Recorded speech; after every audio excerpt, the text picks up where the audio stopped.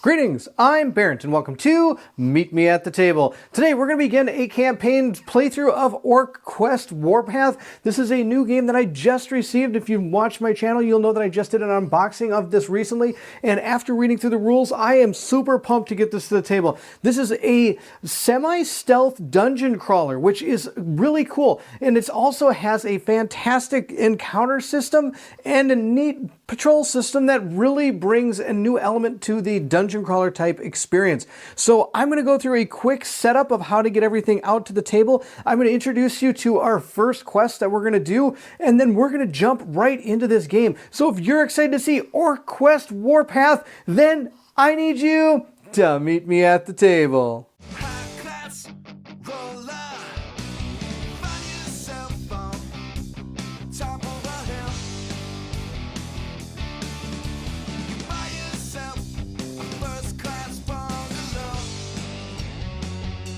The first thing you do is choose the characters you're going to play with. When the game is originally delivered, you have to play with 4 characters for the particular missions in our quest book. But from what I understand, after hearing from one of the members of the community, B-Post, I apologize if I say that incorrectly, that person was able to explain to me that Monolith is really working hard at keeping this game going and providing content for it, and they're hoping to be making some things of their own where you can play with less characters at one time. Also, they're going to maybe be making some of their own scenarios that you can play. And so look at Monolith Games or Monolith. They might have some information on that. I haven't had a chance to check it out, but I just want you to be aware that that is a possibility going forward. Now we're going to be playing with 4. This is Orcus. This is the first character we're going to use. And I also want to mention we are going to use the 4 characters that you've seen and come to learn to love when it came to this Kickstarter. The reason I'm doing that is because these 4 do show off quite a bit of the game. But going forward after this particular scenario, I may ask my Patreons to be able to choose what characters we want to move forward, because you can switch out these characters mid-game or mid-questing. There is a way of doing that, and I probably won't do this. Besides, this is only the first quest, and going forward there's going to be a lot more that's going to happen. If we look at our particular characters, I'm going to go in depth on this one. You're going to see that his name is here. This is his class. This is his particular ability. His particular ability does state that if Orcus ends his movement on a square occupied by a hero, move that hero to an adjacent empty square. And if he does this particular thing and that person moves out of like melee range of that character, he wouldn't take any extra damage. And I'll explain kind of how that works as we go through the playthrough. He has these 2 tags here, melee and smashing. Smashing is going to be a movement type, and melee just kind of shows you what he is going to be attacking. And he has a sword, and there's the starting sword right here. It shows you what die you're going to use, what range it's going to be attacking at, which is melee, so you have to be adjacent to it, and adjacent is in cardinal directions. It says here it has an accuracy 1, which means he's going to be able to re-roll his attack dice on that weapon because of accuracy 1. Down here it shows his health points, and it shows them in orange, and that actually does mean something. It means that he's a little bit tougher than most other characters out here. There are 3 different types of damage types. There are yellow, there's orange, and there's red. Red, of course, is the most damaging, and yellow is the least damaging. And if you're hit by an attack that is actually less than your physical toughness, then you don't take any damage. So any yellow attack against this guy would actually not do any damage, which is pretty sweet. Now, of course, we might be gaining armor as we go through the game, boosting maybe his damage of capacity, or giving him more health, or even being able to allow him to roll defense dice to block particular damage coming in.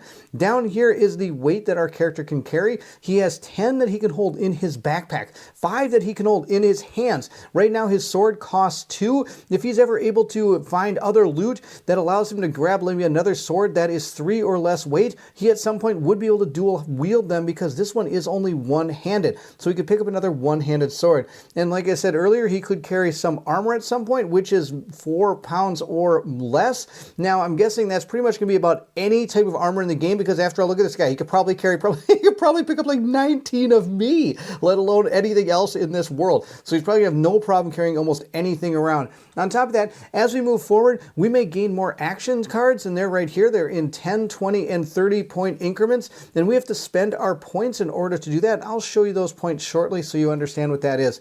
Down here are our starting actions. There are 3 different types of actions in this game.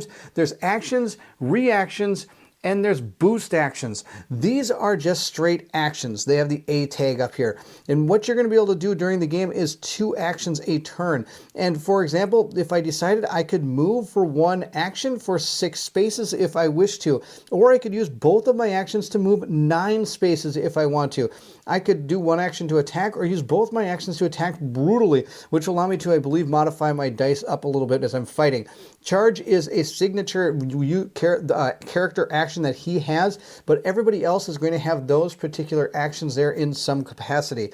Now notice that you can use either 1 or 2 actions, and once you use an action card, you have to flip that card over. You're not allowed to use that card again during your turn. But since you only have 2 actions and you only can do 2 things, that's not that big of a problem. But as you get stronger and you get more points that you can spend on things, some of the things you can spend on is being able to perform more actions on a turn, which is pretty sweet. That's it for Orcus. Now let's take a look at some of our other characters. This is Thala, from what I understand. This is kind of an Amazon type character, an Amazorc, I guess they call it, ranger.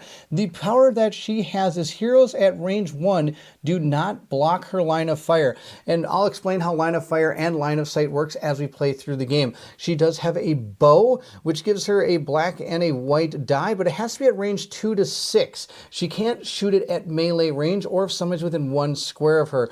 And at some point, she could maybe get something else. We'll see. But right now, this is 2 pounds. She can only hold 3. So the most she could ever hold is 3 pounds worth of weaponry. She has, like I said, a move and attack card. But she has a boost card where I can spend, this is the symbol right down here, I can spend 1 of my points to be able to gain the ability piercing on my particular attack when I roll it up. She has 4 health. And again, it's that orange stat. So she is a little bit more resilient than a yellow stat character. She's able to hold 7 things, and she could hold an armor piece of 3. I've put her cards here, and she has this miniature. I forgot to show you the Orcus miniature of. I apologize, I do not have these painted, but after reading the rulebook, I really wanted to get this out to us, and I didn't have time to paint this and put this out here. I really want to get this first playthrough out, because there's a chance that Colin and I might try to play this live, and before we do that, we always want to make sure there's a video for people to understand how the game is played before we ever play it live.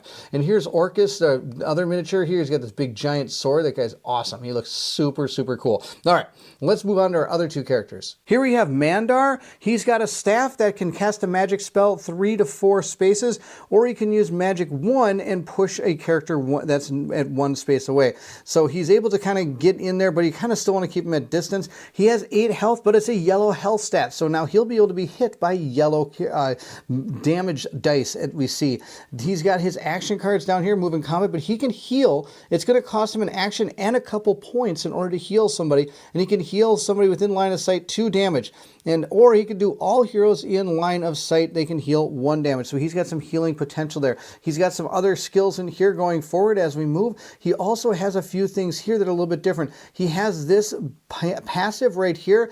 He is, of course, a Hobgoblin Warlock. I forgot to mention that. He has Tyromancy. When an enemy becomes adjacent to Mandar for the first time, I roll a green die. Now, the green dice are here. They have skulls and lightning bolts on them, depending on a little smash symbol. And if I ever roll the smash symbol, then that target is going to suffer terrified, which is an ailment, meaning that they cannot actually target me. Now, of course, that ability only lasts for 1 turn, but hey, it's better than nothing. He also uses magic, and he has an immunity to alterations. So any status ailments that have to do with alterations will not affect him. So it's kind of a little bonus for him.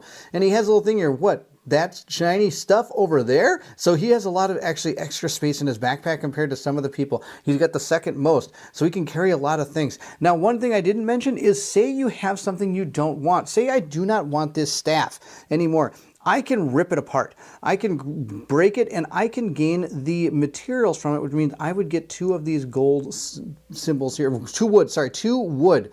I'd get 2 wood for this. And then if I ever wanted to say I had this staff and I really liked it and I wanted to upgrade it, I would have to spend 7 wood and 3 fire, I believe. I apologize if I can't remember exactly what the elements are here. But the idea is, if you have these particular ingredients, you can then raise this staff from a level 1 to a level 2 staff, making it more powerful. So as you go through the game, you might want to find weapons and armor and stuff that really suits your playstyle, and then try to power that up up with some other things that you find. So now that's Mandor. He, of course, has his little miniature here. He's this warlock-looking guy. He looks absolutely awesome. Again, these are really cool miniatures. I would like to get them painted up, and we'll see if I can get those done going forward. Meek is our last character. This is a sneaky little goblin thief. His actions are going to be move and attack, but then he has a reflex action that is going to be a reaction to being attacked. He can spend 2 points to dodge, and I'm about to show you what these points are all about in just a second.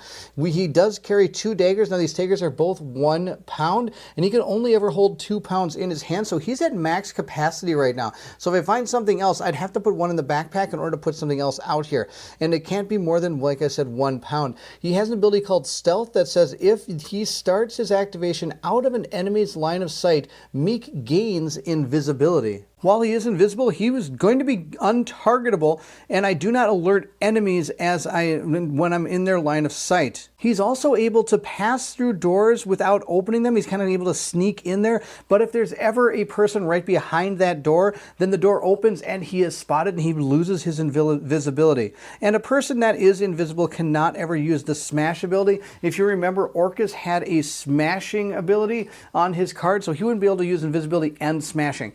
But he also has range and he has agile and melee. Now these two, of course, are melee weapons, but moving forward, he might find some ranged weapons that he can use.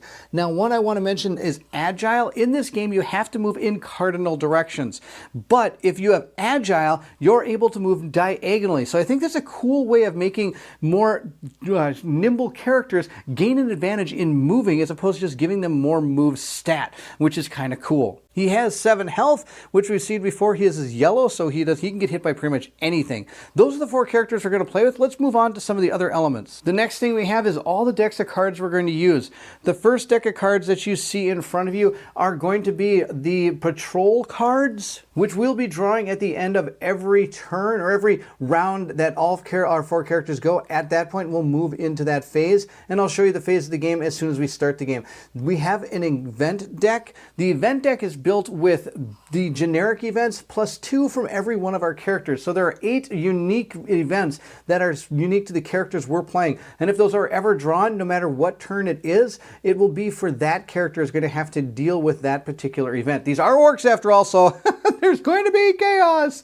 After that, we have our loot deck and we have our artifact deck. In the first star, I don't think we'll be using much of the artifact, but we will definitely be using the loot deck. What you see here are tokens. These are going to be what spawns in the different rooms or areas of the map, and they're going to be placed out there, and if you notice, they look exactly the same in every direction you look at them, because once you place them down, you're going to flip them over and figure out what facing they have. And this is the original reserve pile, and this is our reserve B pile that is reserved for a specific spot on the map, and I'll show you that shortly. Next, we have one of our 2 enemies that are going to be on the board that we're going to have to deal with as we move through the game. We have our peasants, and I've put all the miniatures out here, sadly unpainted. And each enemy has its own card, and it's going to show you the dice it's going to use when it goes to attack with either melee or ranged, the defense die it's going to use, and any reaction. So after we hit the enemy with an attack, if it is still alive, it will be able to perform its reaction. The only reason it would not perform its reaction is if we're able to attack it from the rear.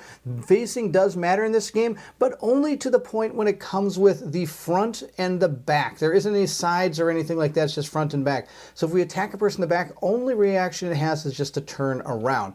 But that if it's able to see us, and it will counterattack, which means it would do one of its 2 types of attacks. Every turn that it lives to move into its actual enemy turn, it's going to roll an activation dice to figure out what it's going to do. And those activation dice are going to be rolled based on the whatever enemy groups are together. And once you figure out what groups are together, then you're going to roll the dice that is the most advantageous. So for example, if this character was with another character that was able to roll a gray die, like say you had a peasant and a dog together, which I'll show you shortly, then you would roll the dog's die because it's a better die than the yellow die to see what type of activation these particular enemies would use.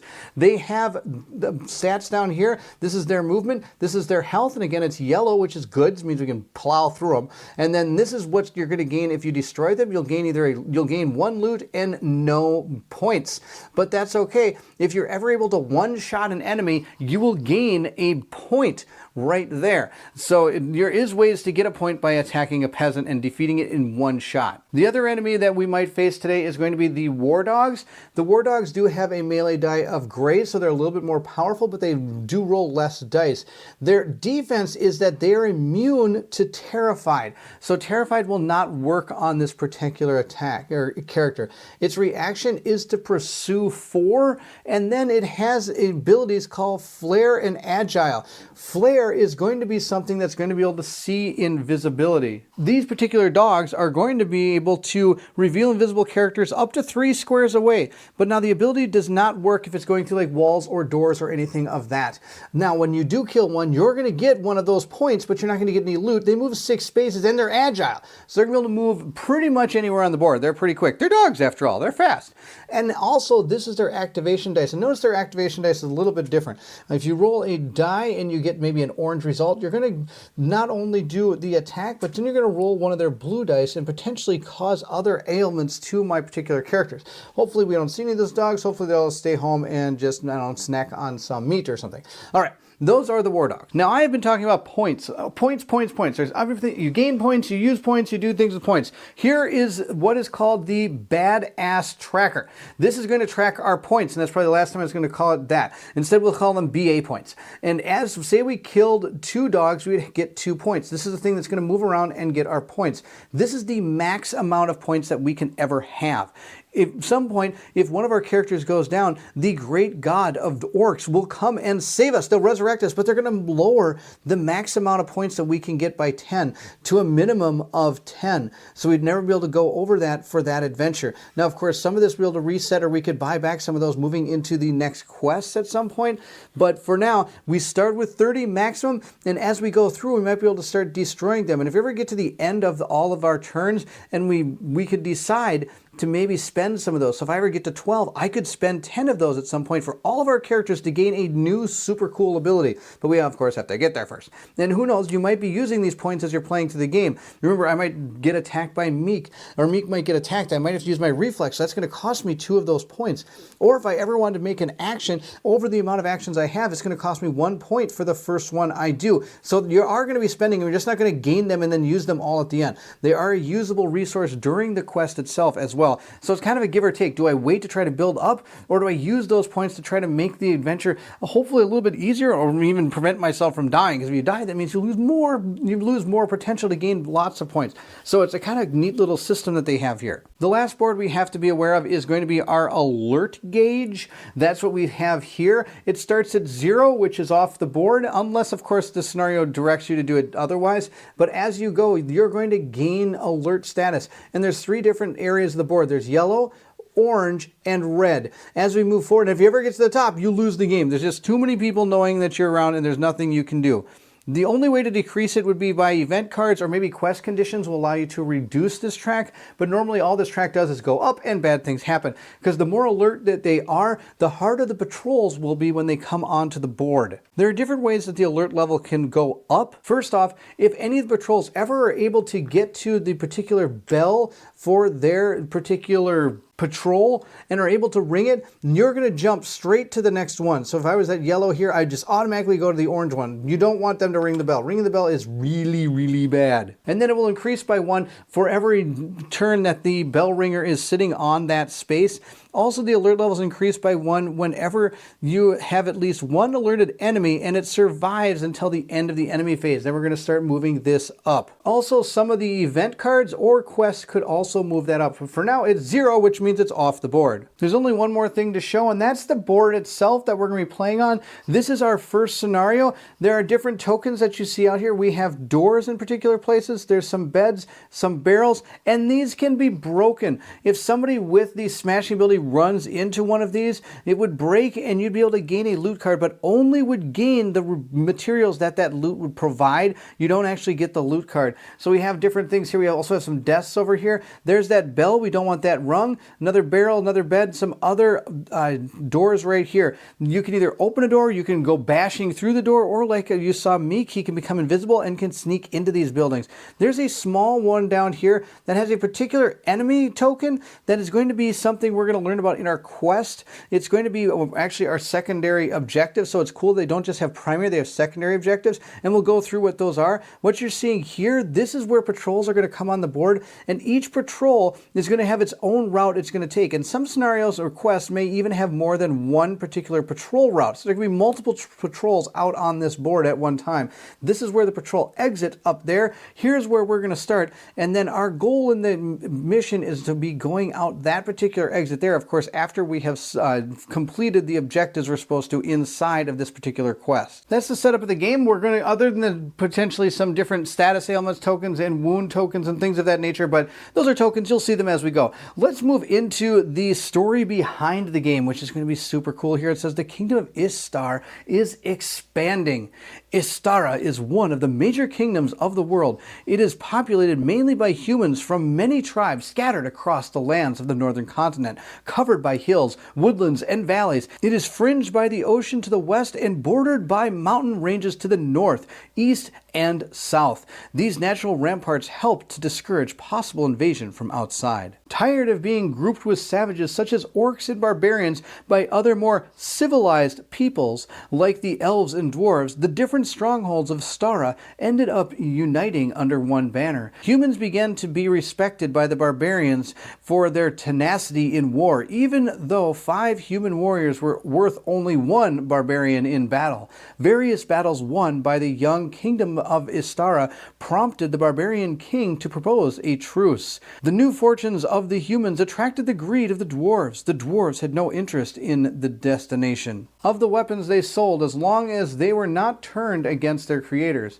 The opening of universities, the advancements in medicine, and the better handling of magical abilities of certain subjects gave rise to a new consideration from the elves. They came to the humans and for a time shared with them their wisdom, but just as swiftly disappeared from the continent for reasons known only to themselves. Humans, barbarians, dwarves, and elves became the 4 most important races across the continent. While the kingdom of Astara was in full expansion, another race grew surprisingly quick. The orcs. They were often spotted in bands of raiders or found themselves hired by powerful servants of chaos, disgraced warlords, or even evil necromancers. Over the centuries, most of the forest area began to swarm with greenskin. Even goblins and trolls were recognized as belonging to the orc family. Together, they unknowingly created a civilization in their own way. Larger tribes of orcs soon appeared, abandoning their nomadic way of life and settling in the woods. Some specimens tried to open up to the world of humans, but it was with a lot of blood and very little ink. The orcs were the most hated people of the world, locked forever in a cycle of violence and deceit. Only a handful of orcs managed to create a reputation for themselves, but it was never thanks to true wisdom or altruism. The only famous orcs were those who brought down powerful lords, sacked dwarf royal mines, or annihilated barbarian enemies. The humans, taking the orc threat very seriously, decided to conquer the forests that lined their borders and began to gather the armies needed to stop this green menace for good. Thankfully, the orcs heard of the coming annihilation from spies hidden among the humans who were foolish enough to underestimate the cunning of the greenskins. The chiefs of different orcish tribes gathered as many warriors as possible, and many orcs responded enthusiastically to their request. War is the best pretext for a good fight. Even if in a frenzy of battle, through the blood and the rage, it's hard to tell friend from foe. Only a few greenskins did not answer the bellicose call. The majority of these either wanted to take advantage of the confusion amidst the fighting to collect interesting trinkets, or to hide and wait for the storm to pass. Others worried that this massive war could result in a bloodbath from which the orcs would never recover. The orcs made it their mission to find the human interlopers and change their minds. This is all from Gorbag the Ancient. We're going to begin our game in Chapter 1 with the first quest. There are, I believe, 3 chapters having at least 3 to 4 quests each in the base core quest book. There are, of course, other quest books that you're able to play through if you wish to, which are going to have other races and other enemies that you can fight. So it's really cool they have other options after the original quest pack. And of course, there are so many different other characters that you can play with that the game really has a lot out to offer as you go through it. So we're going to start with our first chapter here. It's called Let's Go! We orcs always find a good excuse for battle. Even when we run out of excuses, we'll fight anyway. We fight amongst ourselves or with anyone who crosses our path. This is the way it is, and it is our way of living a glorious life for our God. B.A. We tear down what others construct. We restore the balance. We silence those who speak too much. It's about balance again. And at the same time, it is just darn good fun. We take from those who keep too much for themselves. Nothing belongs to anyone. We fight with anyone indiscriminately. And for orcs, this is about as tolerant as an open-minded as we get. After all, the best way to open minds is to open skulls. However, a lot of things have changed. This time it is more serious. Our fists are not closed for simple brawls. This time we fight for our survival. And if we don't do anything, never again will we be able to brawl amongst ourselves. Never again will we be able to happily fight with the gnolls and the other forest creatures. Never again will we be able to raid and pillage the surrounding villages. Of course, some orc tribes have already been destroyed, but we are still here. Even if all the orcs of the bloody woods were to disappear, there are enough creatures to kick the butts of all humans. But honestly, we prefer to do it ourselves. There is also another challenge. If the bloody woods fall to the humans, we feel emboldened in some way and will continue with their conquest. We know that they have unlimited ambitions. They are clearly compensating for their tender skin and their teeth, which are too easily fall out of their after a punch. Gorbag the Ancient has warned us. Waging a direct war against them might be entertaining, but it will not lead us to victory. We need to cut the heads off the human snake behind this invasion.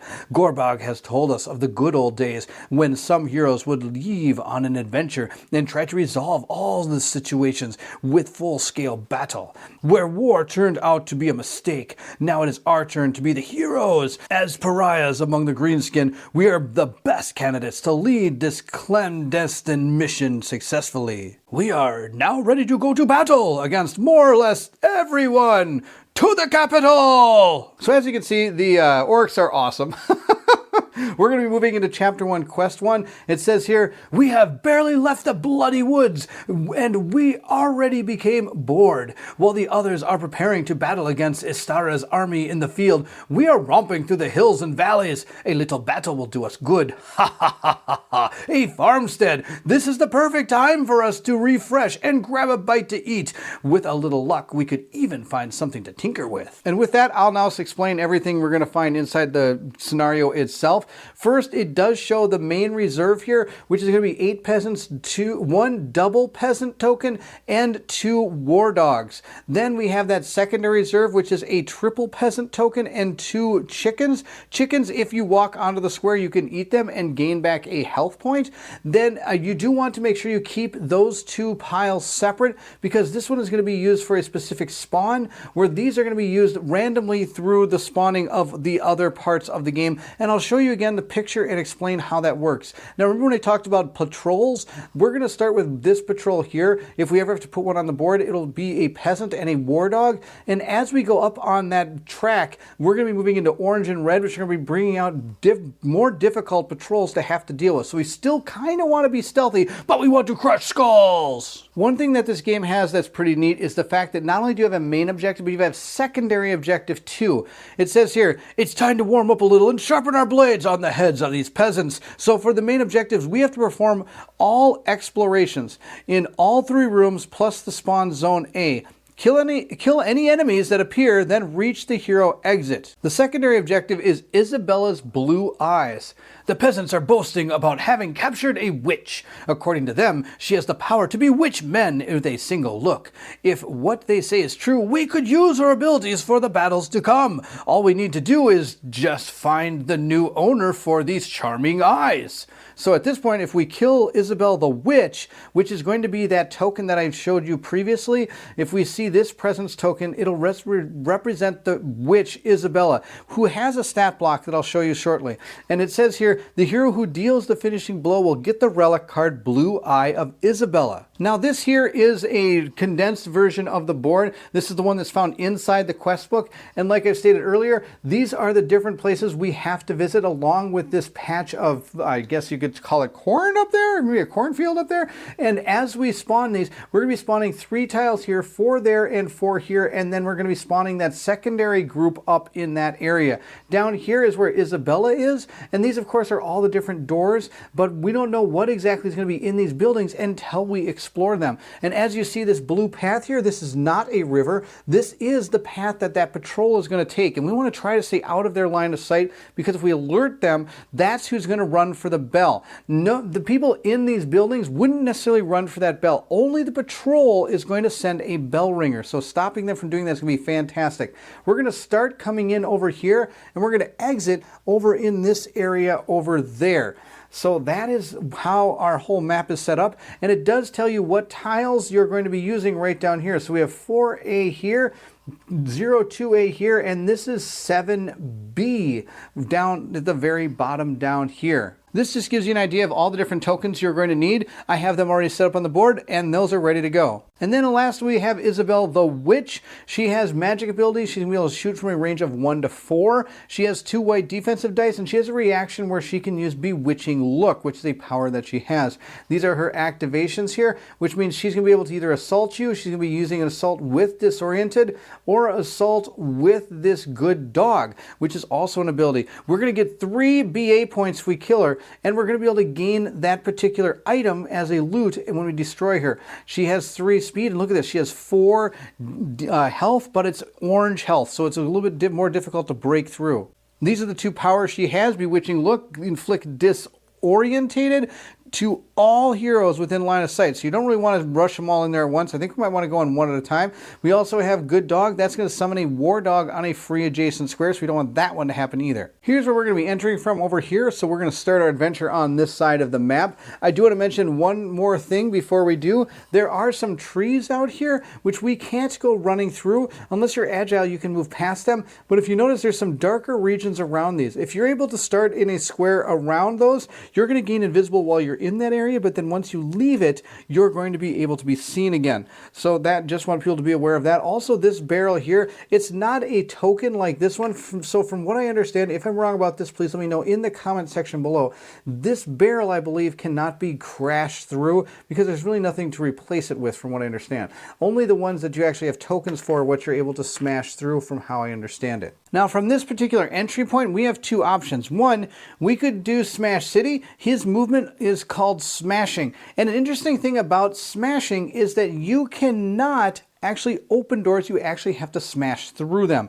Or we could use Miek, who can go invisible and could sneak into this room. Those are 2 different options. But before we do anything, I'm just going to quickly show you the order of how this game is played. Here's the hero summary turn, which we do start with. The first thing is we're going to choose a hero to activate, and the hero then gets to use 2 action points to spend on their face-up action points and boost cards. They're allowed to move, explore, and fight. The hero also may spend any of those BA points they wish to. Then the active hero and other heroes may gain action points to spend on their face-up skill cards at any time during the hero phase. So even though, say I wanted to move in with Miek, if I wanted to, I could buy an action point for somebody to be able to do something during his turn. But for this, I have to spend BA points, and the cost is equal to the amount of points based on the point you're buying. So the first point would cost us 1, 2, 3, 4, and 5 respectively to gain action points for either the person doing stuff or for somebody else in your party. Now, like I said previously, once a skill is used, it will always be flipped face down except for any passive powers we have.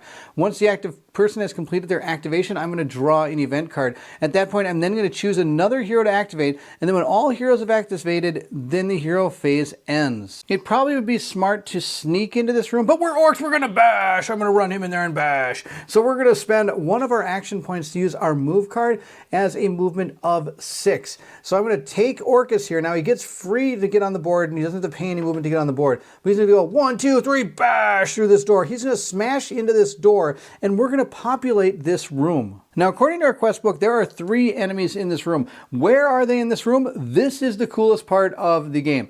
Or I shouldn't say that, but this is one of my favorite parts of this game, is that you're going to design the area of the room by sliding these things around to create where that room is going to be. So, for example, we are dealing with a 1, 2, 3, 4 by 1, 2, 3, 4 room. And once you create that area, you're going to drop dice into that area equal to the number that is found in that room. For this particular one, it's 3. The dice you drop in, it doesn't matter. I could pick this one if I wanted to. It doesn't matter what these dice are. You're just going to drop these in here, and that is where those particular monsters are going to spawn.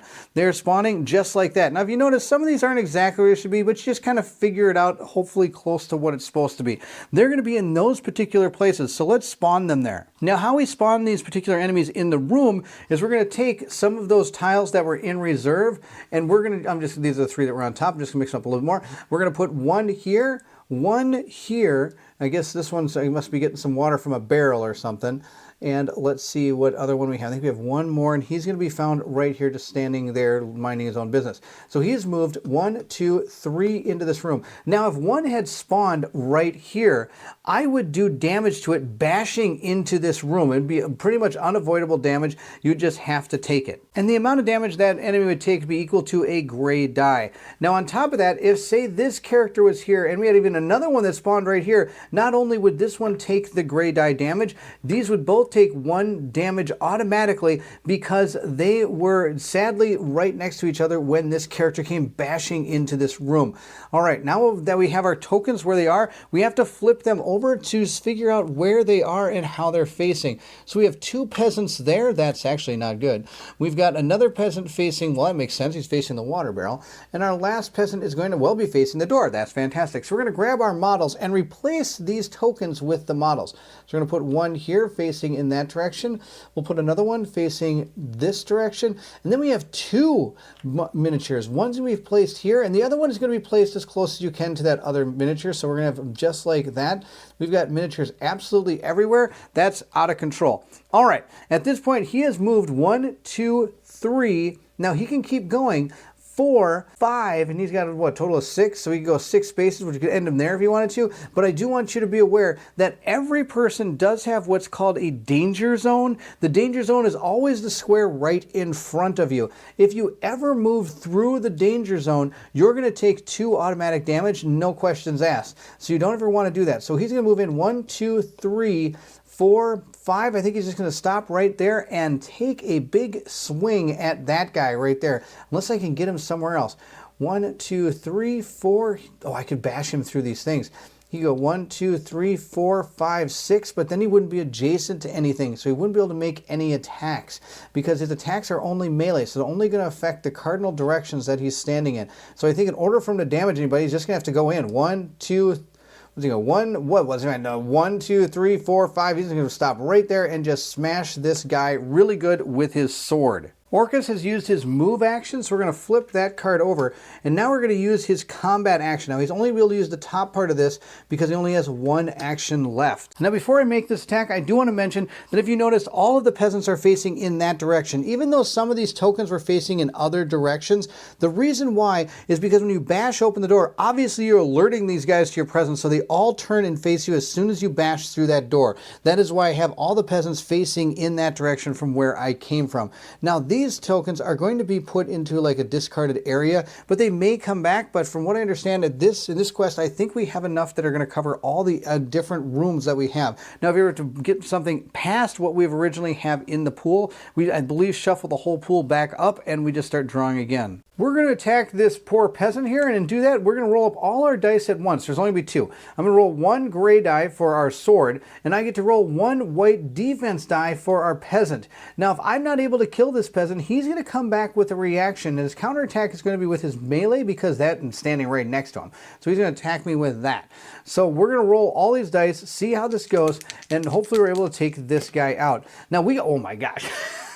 Okay, I could re-roll this with my accuracy 1, but that ain't going to happen because that's the best die roll I can get. That is going to be a total of, well, it's going to be, the damage it's going to do is being equal to whether the defense here or our health stat here. So the health stat for him is yellow. So he would be able to block any yellow attacks that come in on him. But if any orange were to hit him, it's going to do some damage. Well, sorry, I lied. The yellow damage will do 1. I'm sorry, yellow's not going to block just yellow. So yellow's going, if I hit him with yellow damage, he would take 1 point of damage because his damage is yellow. If I hit him with orange, he would take 2 damage because his damage is yellow. But if I hit him with a red, that's going to be 4 damage because his defense is yellow. If he were to, let's say, rolled an orange defense on this, which he really wishes he probably should have, that would at least lower the amount of damage you get. There's a little table that tells you how all of this works, where the orange would actually block some of the red, meaning I would take less damage than if I were to be attacking straight into yellow. This right here is the table I'm talking about, and this is probably a way better way of explaining it than me trying to do it on that over there in that little area. So for example, yellow will cancel yellow, orange will cancel yellow and orange on the defense die. Red will cancel all yellow, orange, or even red from the defense dice. And dice do not stack, so 2 yellow do not cancel in orange. That's something you have to remember. Also, if you ever have an ability that lowers what the die is, you could lower, let's say, orange to a yellow to block, but you can never just remove yellow. Yellow can't just be removed for nothing. That's not how this works. Now, here's the damage chart that I'm talking about. So, for example, if I have the yellow defense, orange defense, or red defense for my hearts, my actual value of there, then this is how much it's going to do. 1 yellow damage is going to do 1 damage to yellow. Orange damage would do 1 to orange, and red damage do 1 to red. But orange will do 2 to yellow, 4 to yellow, or red will do 4 to yellow, and red would do 2 to orange, and orange would do 1 to orange. So basically, you're doing 1 damage to any color that is the same as what you rolled, and you're going to do more if you roll a better color above what that is. Oh my gosh, I hope that all made sense. And again, same like the defense, these dice do not stack, and also, again, just like the defense dice, if you were to try to lower this die, you can't lower it past yellow, nor can you raise it past red. So if you ever roll red and say I was doing what was called piercing, which Thala has, then it's able to raise a value of a die. I wouldn't be able to raise it past red from what I understand. So let's go, this guy, let me just, spoiler alert, this guy's totally just got wrecked.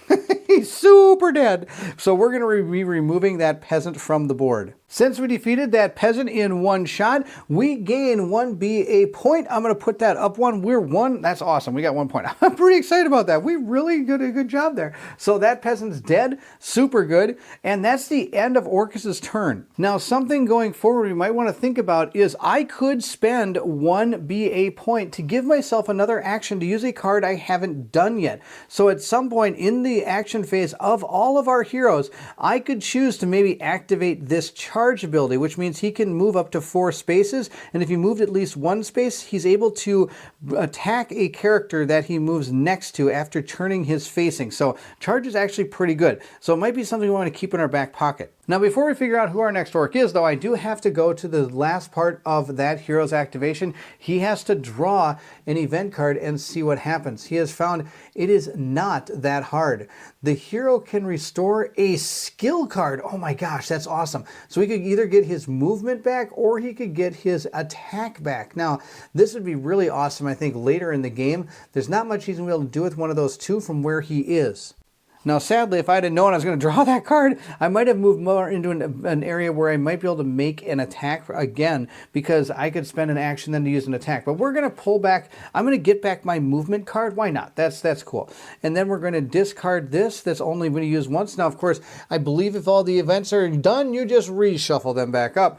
That's the end of Orcus. He came in. He smashed through this door. I got to put a smashed door token down. And we have to figure out who we're going to use next. Our peasant, again, is going to have to deal with a staff. half attack with a gray die, and he's got a defense of white, so we'll see how this goes. I got an orange one as opposed to the red one, which has been super good, but the orange one is still going to do, there's only one orange one. Yeah, okay. So the orange one's going to do 2 damage to this character because, of course, this character has 3 health, and it's a yellow value. So we'll put the 2 damage out on that character. The winner is Mandor. Mandor is going to come in next. He's going to move with one of his actions, so we're going to take our action card and move ourselves 6 spaces and flip the card to show that we have done that.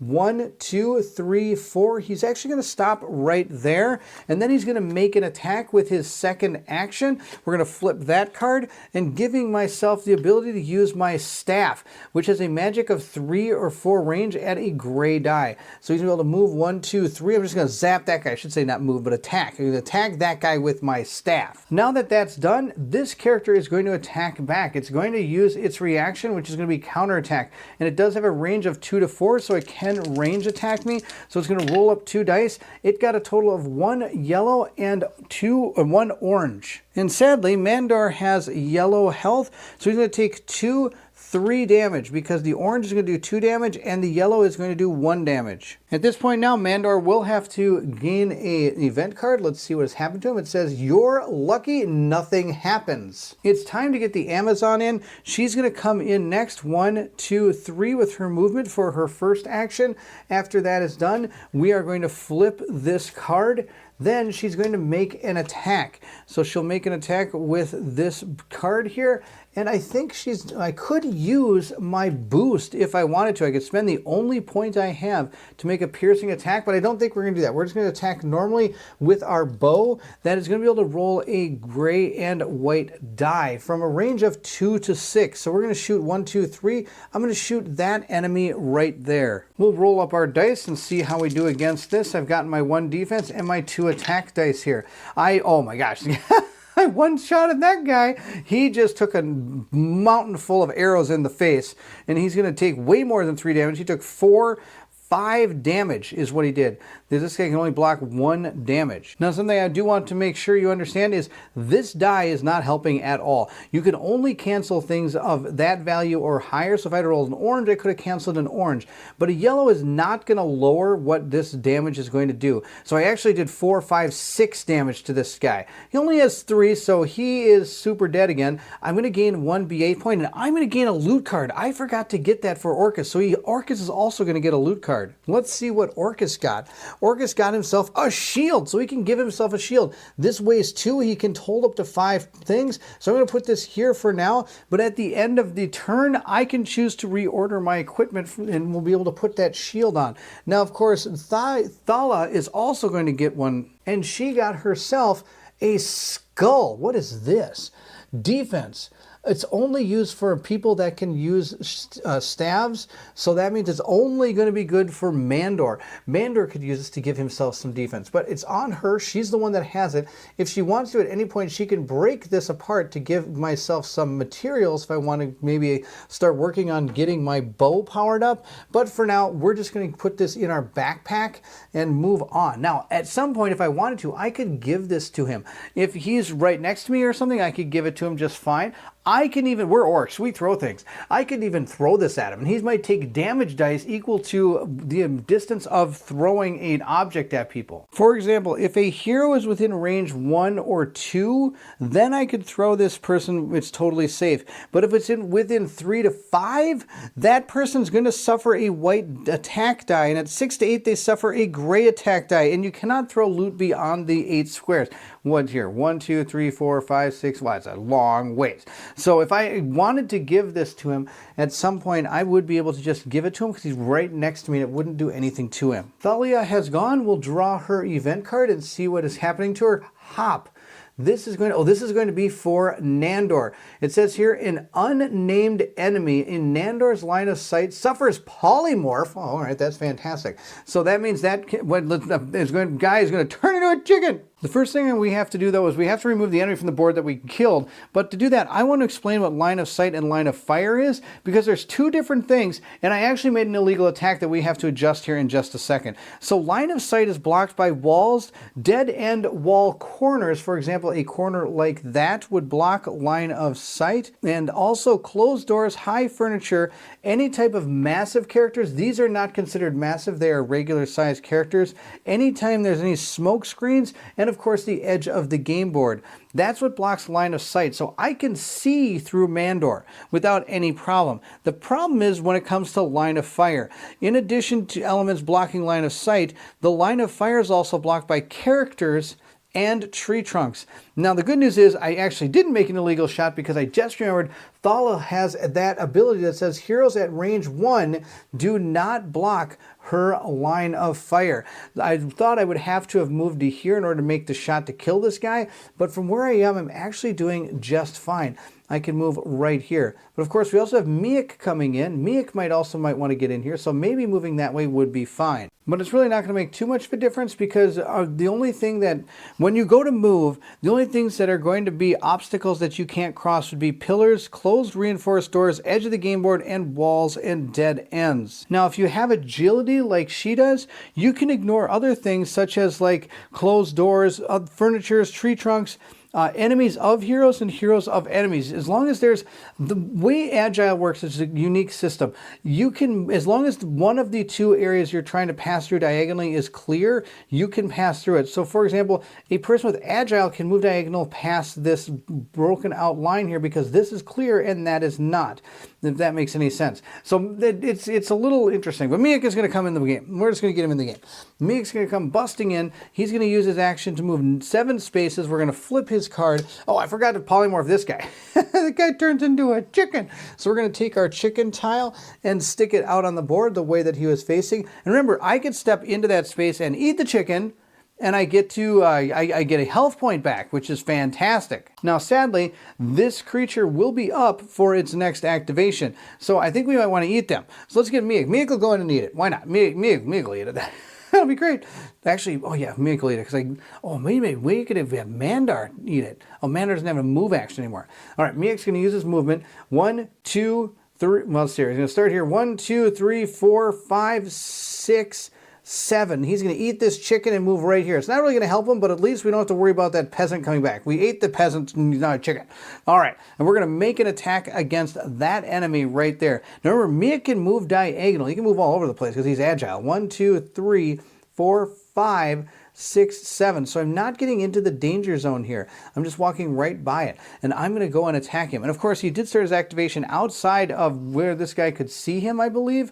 So yeah, he'd be right over here or right here even. So I'm actually invisible to him. But we're going to run up there and we're just going to smack him real good. I get to attack him with 2 daggers and he gets 1 defense. Let's see how he does. He blocked one of my dice here. Yellow will block yellow, but this will get through for 1 damage, and he has already taken 2. So again, we were able to destroy that peasant. We're going to remove that peasant from the board. We're going to gain a loot card for it. I do not get a BA point because I did not one-shot it. And eating the chicken, I do not think counts as being able to one-shot a peasant. So I'm not going to get one for that either. But I do get, oh my gosh, I got a crossbow. Range 2 to 6, and it rolls both of those, and I get range +2. Huh, interesting. All right, so we'll put this with Miek. Miek has that. For our final event card, we will flip it over, and we have found ourselves, you're lucky, nothing happens, you can relax. So we have made it through all of our heroes' turns. At this point, we'll move into the enemy phase. A lot of this is not going to apply because we slaughtered everybody in that room. It says here, draw 1 patrol card per patrol already in game and apply its behavior. Anytime a patrol has line of sight to a hero, an alert enemy, or a dying enemy, that patrol becomes alert. Designate a bell ringer to run for the bell for their patrol color. Then it says here, if the quest's maximum number of patrols in the game has not been reached, draw 1 patrol card per patrol entry and check for the appearance symbol, which is this symbol right here. The text of the card is ignored. Then we're going to form up enemy groups. So one group would be everybody in that building I was in, but sadly I destroyed them all. If not, if they're all out in the field somewhere, you would designate them equal to whoever has the highest activation, and then anybody within 2 spaces of that would become part of that group. And anybody outside of that then would make their own groups and so on and so forth to see how those particular groups are going to activate. The last thing we're going to do is make an activation roll for each enemy group that has line of sight to a hero or an enemy group that does. And that is going to be the enemy phase. The only thing that's really going to happen on this enemy phase is the one that says, if the quest's maximum number of patrols in this game has not been reached, draw 1 patrol card per patrol entry. There is only 1 patrol entry, and that's that blue one. We only have the blue group out there. So we're going to draw 1 card and look for the activation symbol. We did not find it. We just found this symbol here. It's normally found over here. This would say the patrol moves 4 spaces. So there's already a patrol out there. They would have moved 4 spaces when it came to the first part of that activation for the blue group.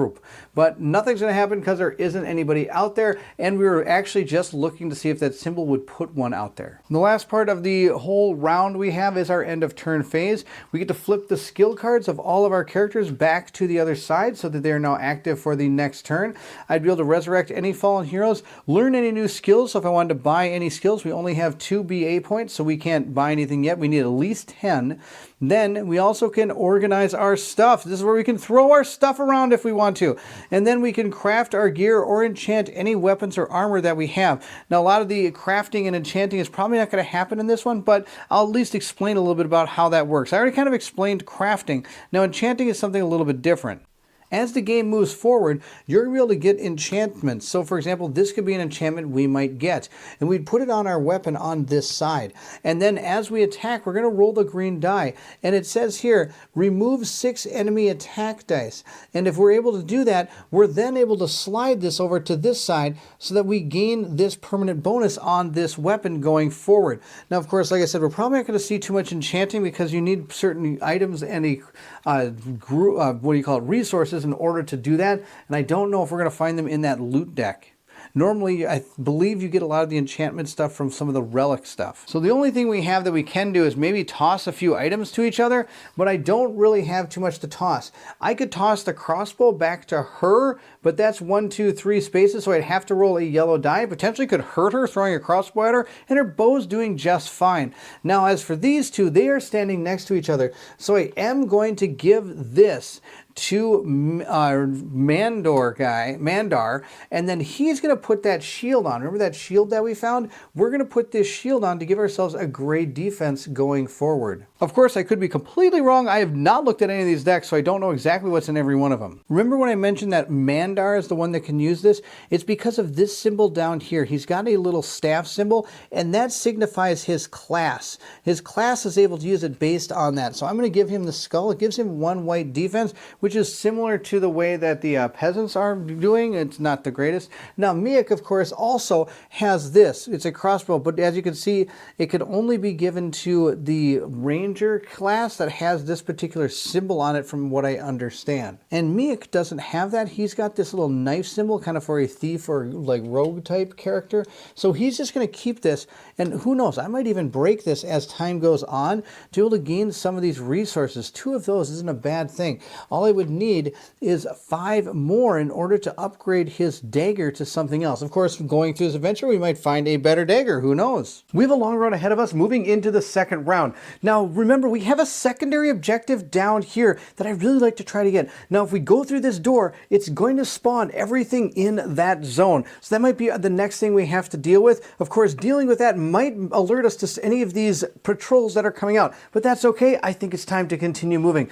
I'm going to start with Miek, and what we could do is we could run back around. Remember, you're in stealth in all of these areas underneath these trees to this particular place so we can see where the enemies are going to be lined up before we go barging through this door and actually try to take them out. Or we just be orcs and we go after them. I think we just be orcs, right? I'm going to move with him. He's going to do some bashing.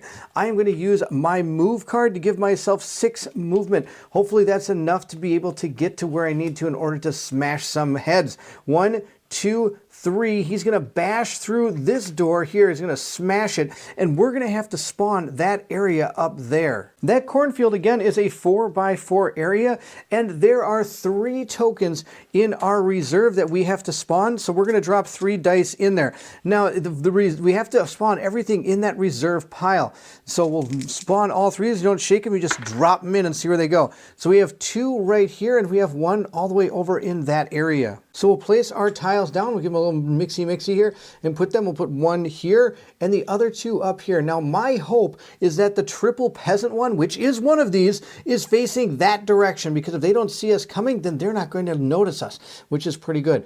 I'm going to flip this one. We have a chicken facing in that direction. We've got another chicken facing that way. Oh, here's the triple peasant. Which way is it facing? It is facing that direction. That's awesome. Now remember when we smashed into this room and it alerted all the people and they faced this way? Well, this isn't a room. This is an area. So this isn't going to be, we're not going to be affected by the fact that we smash through this door in order to alert these people. Let's put these figures out on the board. We have a peasant right here, and then since it's 3 peasants, I get to place them kind of next to these peasants where I want them. So I'm just going to place them around the chicken just like that, and if we take any damage, we can always just eat those chickens. I still have 3 movement left. I'm going to move 1, 2, 3 so I can get behind this tree or in this in the black area here, because we'll be invisible if we start in there. OrcQuest does have 1 more action, but sadly there's really nothing he can do. His other cards would be charge and attack. In charge, he has to make a full move forward, and when he stops somewhere in the area, he can turn and fight somebody, but he can't move over this.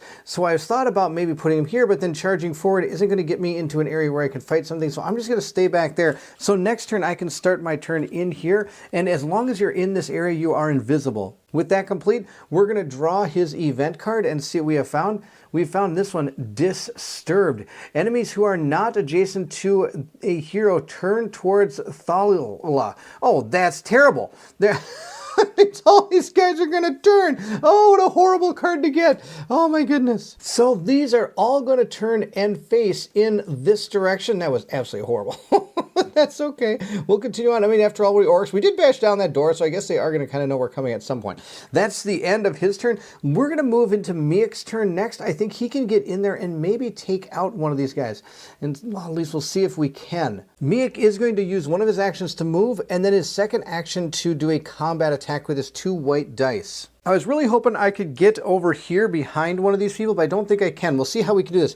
We're going to move 1, 2, 3, 4, 5, 6, 7. So that's as far as he can get with 7, which means he wouldn't be able to hit any of these in the back. So he's just going to have to stop here and attack that one right there. And now that I see he can't make it that far, I'm not sure if he's going to be the best person to go. I think it'd be better if we had our magic user and our archer go instead. Mandar, I think, is a better plan. He's going to move 6 with his action card, and we're going to flip that over and move him 6. 1, 2, 3, 4, 5, 6. He does not have agile, so he can't move diagonal, but he does have an attack. He's going to use his combat card to be able to attack, and he's going to use his staff, which has a magic ability of a gray die, and it can go 3 to 4 squares. 1, 2, 3, 4. He's going to zap that guy with the staff and hopefully take him out. I'll roll a gray. He gets to roll a white defense die, and we'll see how this all plays out. I got an orange, and he got a yellow to block. Yellow will not block orange, so I'm going to be able to do 2 damage to that particular farmer. Sadly, he is still alive. He has 3 health. At this point, our peasant is going to fire back at a range of 4, but now I've got my defense. So I'm going to roll 2 white attack dice and 1 white defense dice and hopefully help myself out. Well, the orange does block orange, but this yellow is still going to get through, meaning I'm going to take 1 more point of damage, bringing my damage total to 4. And he has 8 hit points, so we're halfway there towards his death. That's going to bring us to Thala's turn. I'm going to have her go next. She's going to move 1, 2, 3, 4, 5, 6 to right there. Now she does have agile, so she can move diagonally, and she's going to shoot her bow at this particular peasant right up there. But before I do that, I do have to draw his event card. I forgot to do that. Let's see what his event card is. You're lucky, nothing happens. That's fantastic. I'm glad nothing happened because I have to redo some stuff because she'd have to come running back here. All right, we're going to roll up our attack dice. I do get a white and a gray, and this is going to get 2 white defense dice against my attack from range using my bow. And those are going to be the 2 actions that Thala is going to do. Let's roll our dice up. Now, I did say 2 defense dice. He only has 1 defense dice. Let's see how this goes. Hopefully we can take him out. I got 1, 2, 3 damage, and he did not block anything. So sorry, Mr. Peasant. She again has shot an arrow through their face, which is out of control. And I'm going to gain 1 of my BA points, and I'm going to gain a loot. So we're at 3 BA points, and our loot for Thala is going to be a resource. She now has 1 piece of leather that she can hold on to. Now, the resources do, of course, cost money or weight as well, so that's going to cost 1 of her 7 that she can hold. Well, actually, I guess that means it's going to cost, she has 3 of her 7 because her bow is also 1, 2, so she's a total of 3 right now. That's the end of that turn. She totally annihilated him. We're going to draw an event card and see what happens to her.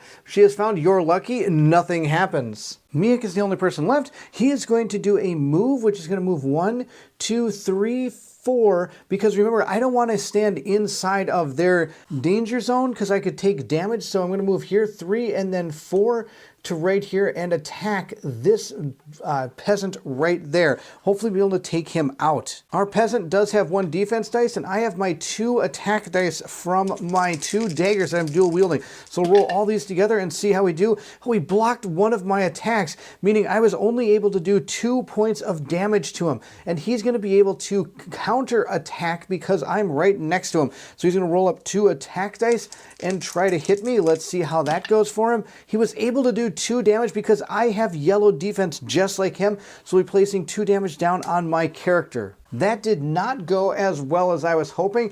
I'm going to take 2 damage, but good news, I did 2 damage to him.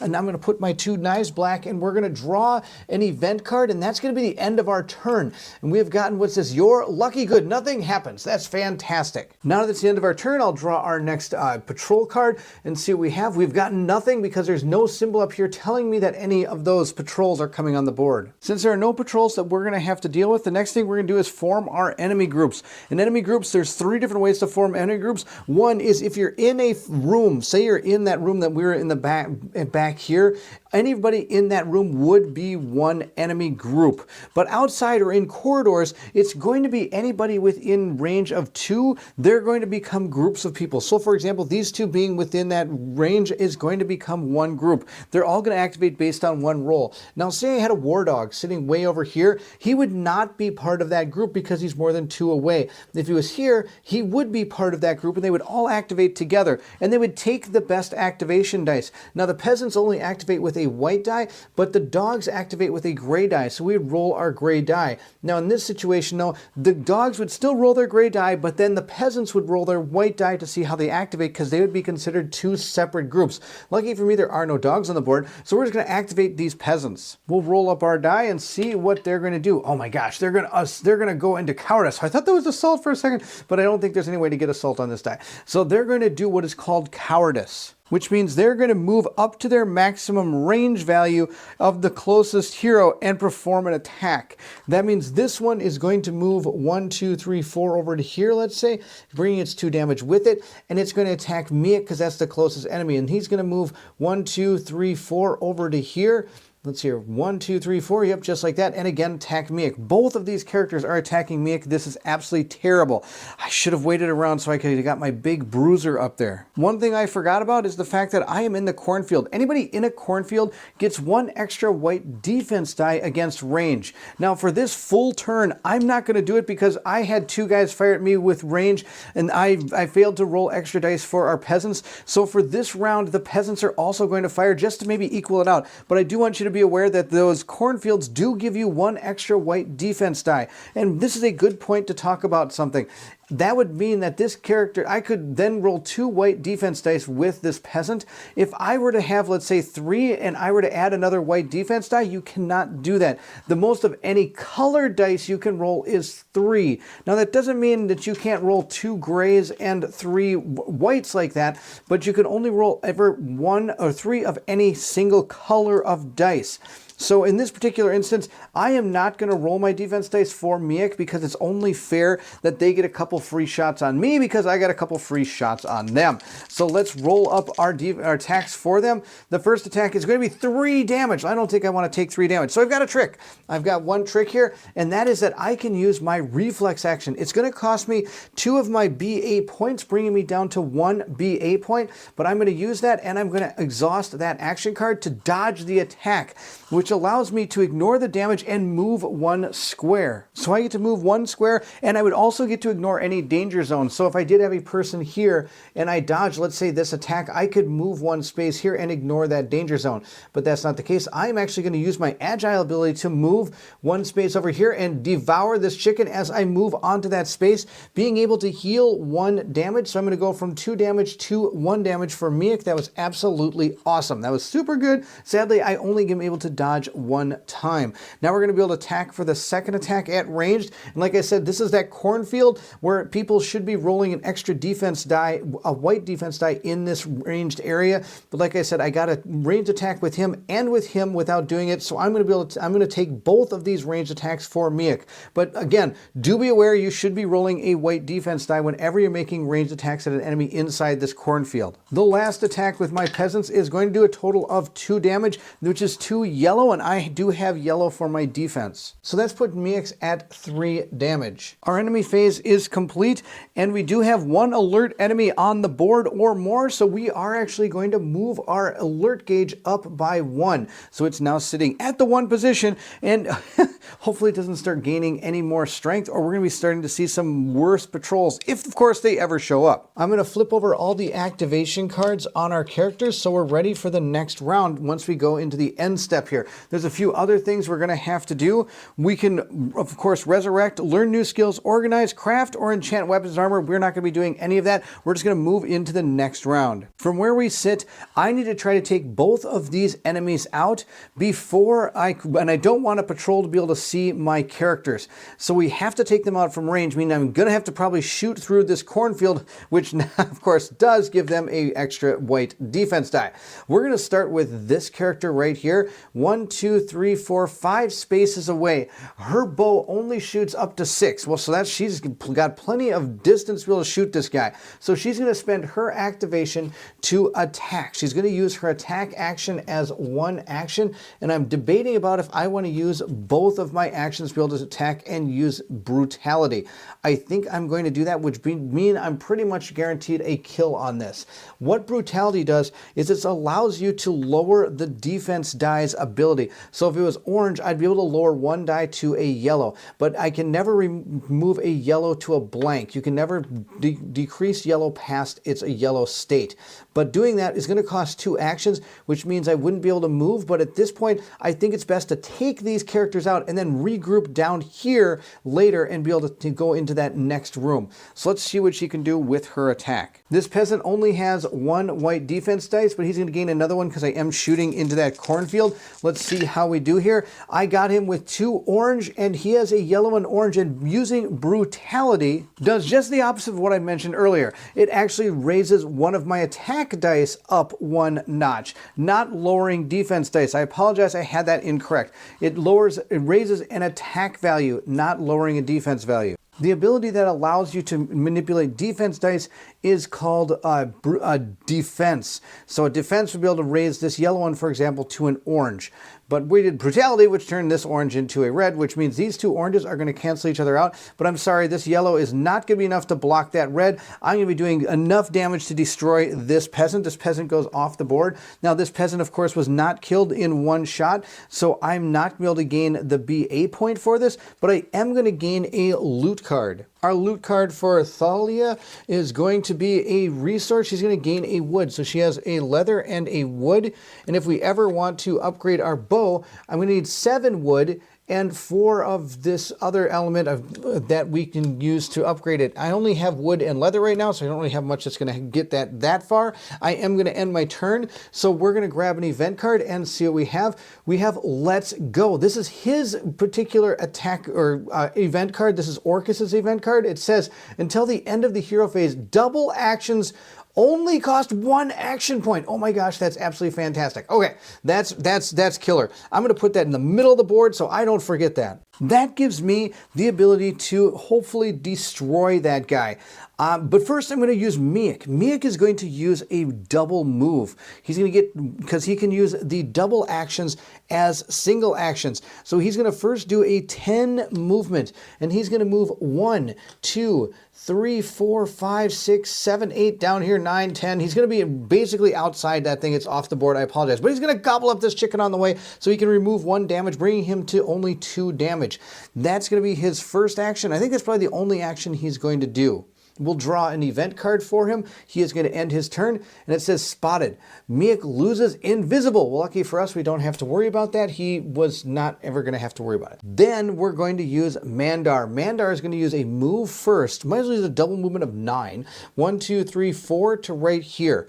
And at this point, he is 1, 2, 3, 4 spaces away from that character here, and I don't believe it's going to go to the cornfield this time, so he's going to be able to attack at full power, and I'm going to use my brutality attack here because, of course, like I said, I can use all of my actions as, where's my card right here?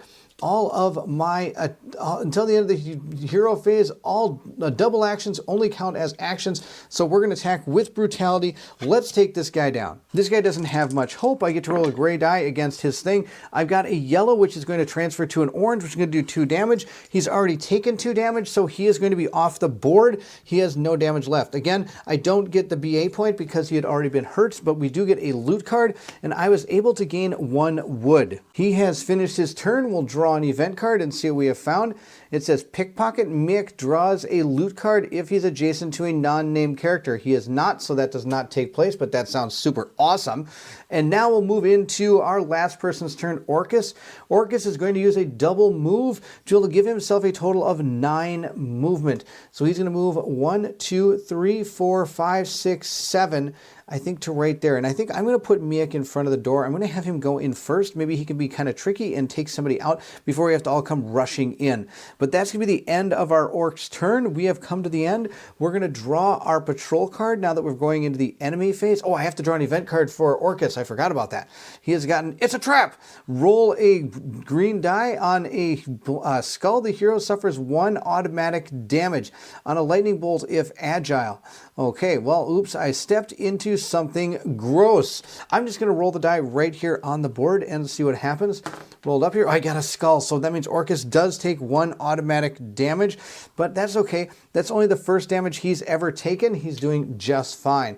At this point now I will draw my patrol card, but before that, I'm going to clear out these 2 event cards. They're going to go away. We're moving into the next round. Our event card, patrol card right here does show the patrol icon. So we're going to put the patrol on the board, but none of this is going to matter because it's only looking for this symbol when it goes to see if a patrol enters the board. Since we're still at the yellow part of our patrol board, we're going to be having a patrol of 1 peasant and 1 dog here, one of these war dogs, and they're going to enter the board right here. If they get line of sight to somebody, they would then be alerted, and we'd have to turn one of them into a bell ringer, but that's not going to happen.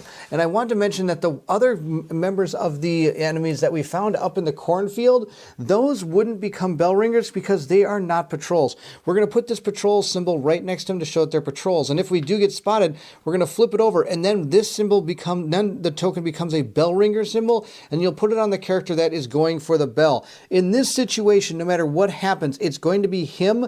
The war dogs can never be bell ringers. They cannot ring the bell, which kind of makes sense. So I guess in theory, we have a dog and we have Pavlov, and I guess that could be Pavlov's dog because he's going to ring the bell. Oh my gosh, I'm amazing. According to our quest, there are 4 tokens in this room. So I think having Miek go in there first and maybe getting a quick stab on somebody might not be the worst plan ever. If he charges in, they're all going to face them and it'll be a lot harder to maneuver in this room. So we're going to use Miek first. He's going to do a 7 movement, which is going to be way more than he'll ever need to do with one of his action points. So we're going to step into this room and we're going to see what is there. It is another 4x4 room, so we're going to take 4 dice and drop them in. And we have a person, I would say, here, here, here, and here. And of course, that is, I think, the best that I could have. I could probably still be able to move around, maneuver in this room, hopefully at least a little bit. Let's see what tokens there are. The 4 tokens are right here. We'll give them maybe a little mix up here over on the top here. We'll give them mix up just a little bit more, and then we'll place them down in this room. We have one right here, one here, we have one here, which is really close to Miek, and then we have another one over in the corner on the bed. So I'm just going to put it next to the bed over here. That's all the people we have. Now let's flip them over and see which way they're facing. I hope none of them are facing this in. I do not want anybody facing in this space right here. I want to be able to take one of these out. Okay, that guy's facing that way. That's awesome. This guy's facing straight ahead, totally fine. This guy apparently is reading the wall, and then we have, oh, we have a dog, and he's facing that direction. Okay, let's put these characters down. First, we have a dog right here. I think we need to try to take out that dog if we can. Then we have a peasant. This peasant is going to be facing in this direction. I don't think I can get that dog. Maybe I can get him with somebody else. Then we have 2 other peasants, this one facing forward, and this one facing backward, or towards the wall, I guess. I guess you say he's looking right at the wall, which is absolutely bonkers funny. All right, those are where our dudes are. I've only spent 1 movement. I can continue my movement. And remember, with invisibility, they cannot see me unless I attack, enter the enemy's danger zone, or if there's a character with flare within range, they lose the invisibility ability. Uh-oh, I think he might have flare now that I think about it. No, yes, he does. He does have agile and flare. So that means he is no longer invisible because that dog is within 3 spaces. Flare is able to reveal invisible characters up to 3 spaces away. That's okay. I'm still not going to enter anybody's danger zone. I'm still going to move over to here. I can still sneak into this room. I guess I'm not really sneaking anymore, but I can still attack somebody from the back, which is really what I want to be doing. Miek gets to use his 2 daggers, so he gets 2 white dice. This guy gets 1 white defense dice. I need better dice for him because, I don't need better dice. That's awesome. This white isn't going to block, yellow isn't going to block anything, can't block orange. So it's going to be able to do 4 damage to this guy, take him out in 1 shot. So we get a BA point and we get a loot card from this person. We got a Kirky. Wow, right when I said I need better dice. I got better dice. This is going to be awesome. I can use this and now I'm able to attack with 2 melee for 1, and then I can replace one of my daggers, so I'll be rolling 3 white dice. Again, I'd rather be rolling better dice, but you know, more dice is also good. That's the end of Miek's job. He's took out that peasant. That was fantastic. He gets a encounter card now because he has ended his turn. He's done both of his actions. We have unwanted attention. It says alert level +1. Oh no, we're going to go up to 2 on our alert track. We still have a lot more to go before we hit orange, but we're at 2 right now. I guess when you attack the room adjacent to, I guess, one of these special characters, the alert level goes up. We're going to move to OrcQuest's turn. His first action is he's going to move 6 spaces. He's going to go 1, 2, 3, 4, 5. To right here, he's going to say, come on, doggy. I'm going to run straight through this, and because he's got smashing, I can destroy this token, and I'm going to gain a loot card. But I'm going to have to instantly destroy this loot. It's gold nuggets, which is kind of funny. It's instantly going to become this, 2 gold nuggets. So that symbol does mean gold. So I am going to now have 2 gold with Orcus. That can't be anything but that because I smashed through that thing. I'm going to make an attack against that dog. This dog has 4 health, but doesn't have any defense, and all I have is my sword and shield. I cannot use the shield in attack, so all I get is 1 gray die. We'll see how this goes. I'll roll it up, and I got that. Is amazing. Okay. This guy's super good. He has a yellow defense symbol here, so that is going to be a total of 4 damage. That means we one-shotted that dog. I was actually really worried about that dog. So he is super dead. He's off the board. I am going to be able to gain 1 BA point, and on top of that, since we one-shotted him, we're going to get a 2nd BA point. That is the end of the dog. Orcus is done. He has done 2 actions. He moved and attacked. He's going to grab an event card and see what happens. He is going to get, you're lucky, nothing happens. We're going to move into Thalia's turn now. she's going to come 1, 2, 3, 4, 5, 6 to right here, and I'm going to shoot that peasant right there. I should also open that door now that I've come through it. Actually, I probably had to bash through it. Now I think about when he came running through, but he opened the door. Oh no, I think he would have had to bash that door open. I'm not exactly sure. Let me know in the comments below how that should have activated. Should he have been able to open this door? I believe he only sneaks in and doesn't open the door, which means he would have had to come in, bash the door, which means these guys would have all turned around and faced me. I think I killed the dog illegally. Just know that if I had to bash through this door, which I think I did, this guy would have turned to face me at that point, meaning I would have gone through, you know what would have happened? I would have gone through his danger zone and I would have taken 2 damage. Let's do that because I believe that's how things should have played out. I should have had to destroy this door because that guy can only bash doors open. He cannot open them. Since I've done all the rolls and killed the dog, I am going to take those 2 damage because, of course, bashing through that door would have alerted a lot of people to turn and face in that direction where I'm coming from. So at this point, I'm still going to run her into here and attack that guy. And I have a feeling that's going to be bad for her, but there's not much I can do. This guy is not going to be able to make it around to be able to shoot anybody. He can only move, what, 6 squares? 1, 2, 3, 4, 5, 6. And I believe he's going to, and these corners are going to block line of sight to this, so I'm not going to be able to get to there. So instead, I'm just going to have her shoot this guy. So I'll roll my bow of a white and a gray, and he's going to roll 1 defense die.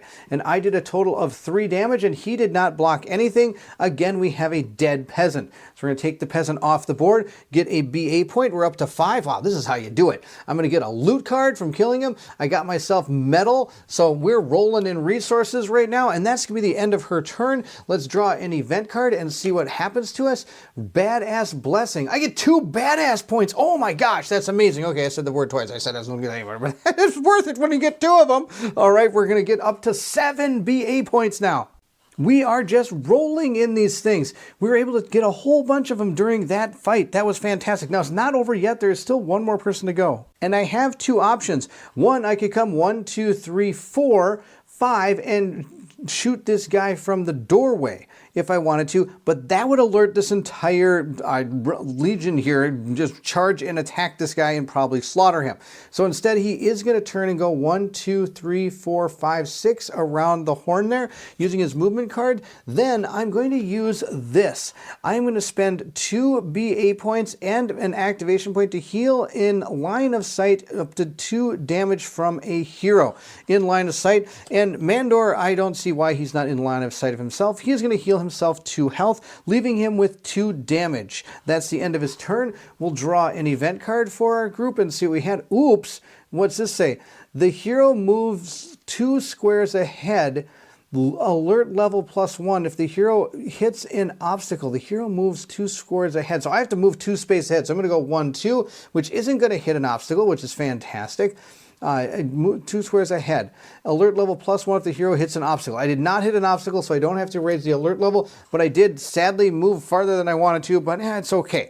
That's the end of our turn. We're then going to move into the enemy phase. The first thing we're going to do is draw an alert card. Now this time I am not looking for the symbol. This time I'm going to do what is on the card because the patrol is on the board. The first card you draw will always be for when the patrol activates. The second card you'll draw is to put more of the patrols on the board if the maximum number of patrols for that particular color have not been met. And we're going to just draw for our card here. It says who goes there. The patrol moves 3 squares toward the nearest hero. Oh, that is going to be absolutely terrible. So what I thought was going to be a safe room instead is not going to be a safe room. It's going to be a very, very terrible room. This dog then is going to, since he's the closest one to one of these people, he's going to move 1, 2, 3. And at this point, my patrol has now been alerted. We have an alerted patrol here. This guy is going to move right here. The patrol will always move together. So for example, if say we had to move the patrol 4 spaces, this would move 1, 2, 3, 4, and this one would follow. follow. If we had to move 4 spaces again, this one would bring the shortest path. So it would move 1, 2, 3, 4, and this one would just follow up to where it's supposed to be in line with the patrol, even though it'd be moving farther than it's probably supposed to. But this one is going to move 1, 2, 3 into here, and he's going to follow 1, 2, 3 to kind of still maintain that same posture.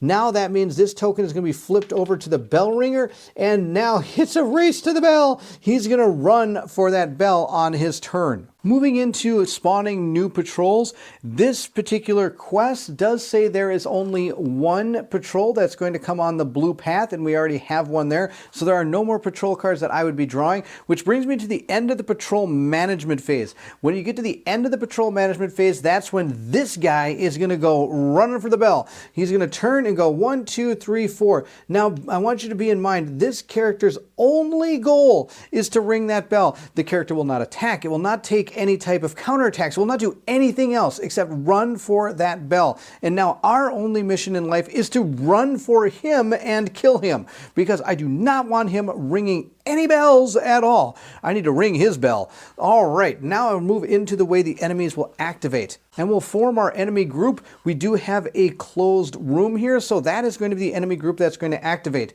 And the dog rolls a gray activation die, and the peasant rolls a white activation die. So we'll take the activation die of the enemy that has the best one, which is going to be our dog, to find out what our enemies are going to do. Rolling our gray die shows us that we have gotten an orange result. So at this point, we have to activate our enemies. The order in which you activate enemies is the first one you're going to activate is any enemies that are fleeing will activate first. Then you're going to move to enemies that can make an attack, either melee, distance, or even a magic attack, but those attacks have to be without moving. So that would be him. He can make a melee attack against this character without moving. Then you're going to move monsters and perform attacks that are going to be next. So in other words, the dog would go third because he actually has to advance to be able to attack somebody. So we'll attack here and see what happens. Then the dog is going to move 1 space and attack here. I want to mention that what the monsters will attack is going to change based on who has health and defense and things of that nature. So the hero with the fewest health is going to become the first target. If there's multiple that can be targeted. And since both of these characters can be targeted, he has taken 3 damage, she has taken none. So that means he'll be the one that would be attacked. Now, if they both have had, say, 3 damage done to them, or better yet, none, then it would be the hero with the weakest health point cost. So he has an orange type health point cost, and she also has an orange one. So that would also be a tie. So in that case, we would then attack the nearest hero. Now, of course, after you've reached all these different points, I believe after that, you can just choose which one you want to have been attacked. Before we make our attacks, we do have to check what the orange value is. For the dog, it's going to be assault. So like I said, he's going to move over and assault Miek. Now for the peasant, though, it's not assault. It is cowardice. So again, this peasant is going to move as far as he possibly can away and then make an attack against one of the enemies. So he's probably going to move back through here. 1, 2, 3, 4, 3 to right here maybe, and go 1, 2, 3, 4 and shoot at Orcus from there. 1, 2, 3. Is it a range of 4? It is a range of 4. He's going to move 1, 2, 3, 4 to here maybe and make an attack. Can he make the attack? 1, 2. I think it's going to cross right here, so I think he'll be okay. 1, 2. Yeah, it's going to cross right there. 3, 4. He's going to be able to make that attack from range against Orcus. Now, normally the dog would block line of sight, but that is not going to be the case. Remember, the dog would attack first because he'll be making, he'll have to move and make a melee attack, where this guy's going to have to move farther away and make an attack. That's the way I would think of it. Now, there's a ton of rules when it comes to the way things move around and activate. Just make sure one rule of thumb above all else is that you're having fun. Then you're having fun, and that's all that matters. So I hope I'm doing this exactly right. There's a lot going on. He's, I think, going to attack Miek from where we are. Let's start over just so we make sure we get this all right. So the first thing we're going to do is see what their activation is. I have cowardice and assault. The order of activation is going to be, if you don't have to move and attack, then you get to go first, then at that point it's going to be people that have to move and attack. So I'm going to have to move and attack, and the dog has to move the least. That's what I'm thinking. So he's going to move up and attack. This character is going to have to move the farthest, 1, 2, 3, 4, to be able to attack. 1, 2, 3, 4. With counters, it's going to run way out here. And I don't like them out there, because if another patrol comes, I've got big trouble, because I still got to stop this other patrol. So 1, 2, 3, 4. This one's going to attack Orcus, and this one is going to attack Miek. The peasant is going to fire with 2 white dice, but I get a gray defense die because of my shield. So we're going to roll this up and see what he does to me. Well, I didn't block anything. Oh, but the good news, he only got yellow attack dice. Yellow attack dice don't do anything to Orcus, because Orcus does have his orange defense dice. Now, or orange defense, but sadly, Miek has none, and I am going to I'm going to deal with this. He's going to get activated with Assault, and I also have to add this blue die in that could potentially make him bleed. I get to attack with a melee die of orange, or gray, sorry. We get a gray melee attack, so let's see what he does to Miek. He's going to do 1 damage, and he's going to do nothing else. That is going to be the end of his attack. I go ahead and take that 1 damage. That's just fine. I have taken 3 damage with Miek, and at some point I maybe be able to heal him, but for now, that's where we're going to stand. At this point, we're coming to the end of turn. I will flip my cards over, and I am going to equip one of these, and I am going to put this in my backpack. I now have 1, 2, 3, 4, 5, 6. I can't carry anything else unless I want to throw this over to somebody. I could destroy this, which is something I could do. I could cut it apart and get this, and now it would only cost 1 to hold this, from what I understand. Once you destroy an item and only use it for its material components, it only becomes 1 weight, which might be what I do. I think I am going to do that. The crossbow can shoot 2 to 6, and it rolls a gray and white, but I'm doing okay with the bow. The bow's just about as good. So we're just going to destroy that crossbow. I'm totally fine with that. And that way I'm only holding 1, 2, 3 damage or weight worth of stuff. We have a lot of things we have to accomplish this turn. And I hope it all goes right. We have to kill the dog, we got to kill that guy, and we have to kill that guy. We have to take care of all these guys in this turn. I think we're going to start with Orcus. Orcus and Miek have to take that dog out. That is their only goal. I'm going to use my activation to attack, move and attack with Orcus. And at this point, we just got to hope we can kill him off. Our dog has no defense, so I get to roll up my sword here. Let's see how it goes. I got exactly what I wanted.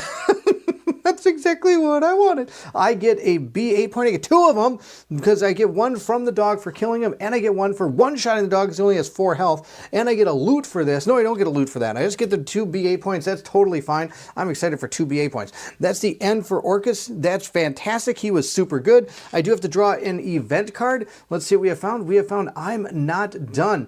The hero gains 1 additional activation point to be used immediately. But sadly, there's nothing I really want him to do. I guess I could charge, which is the other activation I have.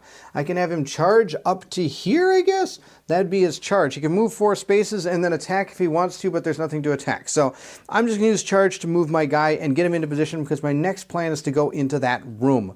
At this point, I'm going to turn with her and attack there. 1, 2, 3, 4, 5 spaces away with my bow. Now remember, this door is open, so I can shoot straight through it. Our peasant gets a white defense die, and I'm going to be able to use a gray and white attack die. Let's roll these up and see how we do. Oh, the orange is able, no, an orange can't block a red, but it can block this yellow. Well, that's too bad. The yellow, that's not going to help you, Mr. President, because I'm going to hit you for 4 damage. He's super dead. I get another B8 point. We're at 10. We're at 10 points. Oh my gosh, I could technically learn some new skills if I wanted to. But we also get a loot. We get a loot card right here, and we have found ourselves gold teeth. So I have 1 gold. Wow, we got a lot of these things. We're gonna be able to power up one of our weapons maybe pretty soon. This one needs 7 wood and 4 gold. And right now I'm sitting on, what is it, 3 gold, or do I have 2 gold? I think I have 3 gold right now. So we're getting close to powering up some of these weapons, even in the first mission. With our scaredy cat peasant off the board, I do get to move still. I think I'm going to move up to here so that I'm ready to move into that room next turn. Now, we have 2 people left that haven't done anything. But before I go, I have to draw an event card and see what I have found. deadly silent. Alert level -1 if no heroes are in line of sight of any enemy. I'm not in line of sight of an enemy, so I'm going to move my alert gauge back down to 1. That actually works out really well. I do now need to take that guy out. And that might be a 2-person affair here. We'll see how it goes. I really don't want to use him to do it. I want to use this guy. He's going to move 1, 2, 3, 4, 5, 6 to right there. He does have a movement of 6 as an action, so he's going to do that. Then he's going to make a combat attack against that guy. And that's going to sadly go through this place here because a direct diagonal will be right here, and then move it that way means it's going to clip that. And that's very similar. Now that I've got a lot of people out of the way, I can show you where this was. That was very similar to this roll here. If you notice, 1, 2, 3, 4, this thing is going to eventually clip right about here, giving me the ability to hit him even through this door, which is why I had line of sight on him, because it's not going to go through the square where the dog was. It's really cool, and you can use like a laser pointer if you have one, and I do have one, I just don't have it on me right now.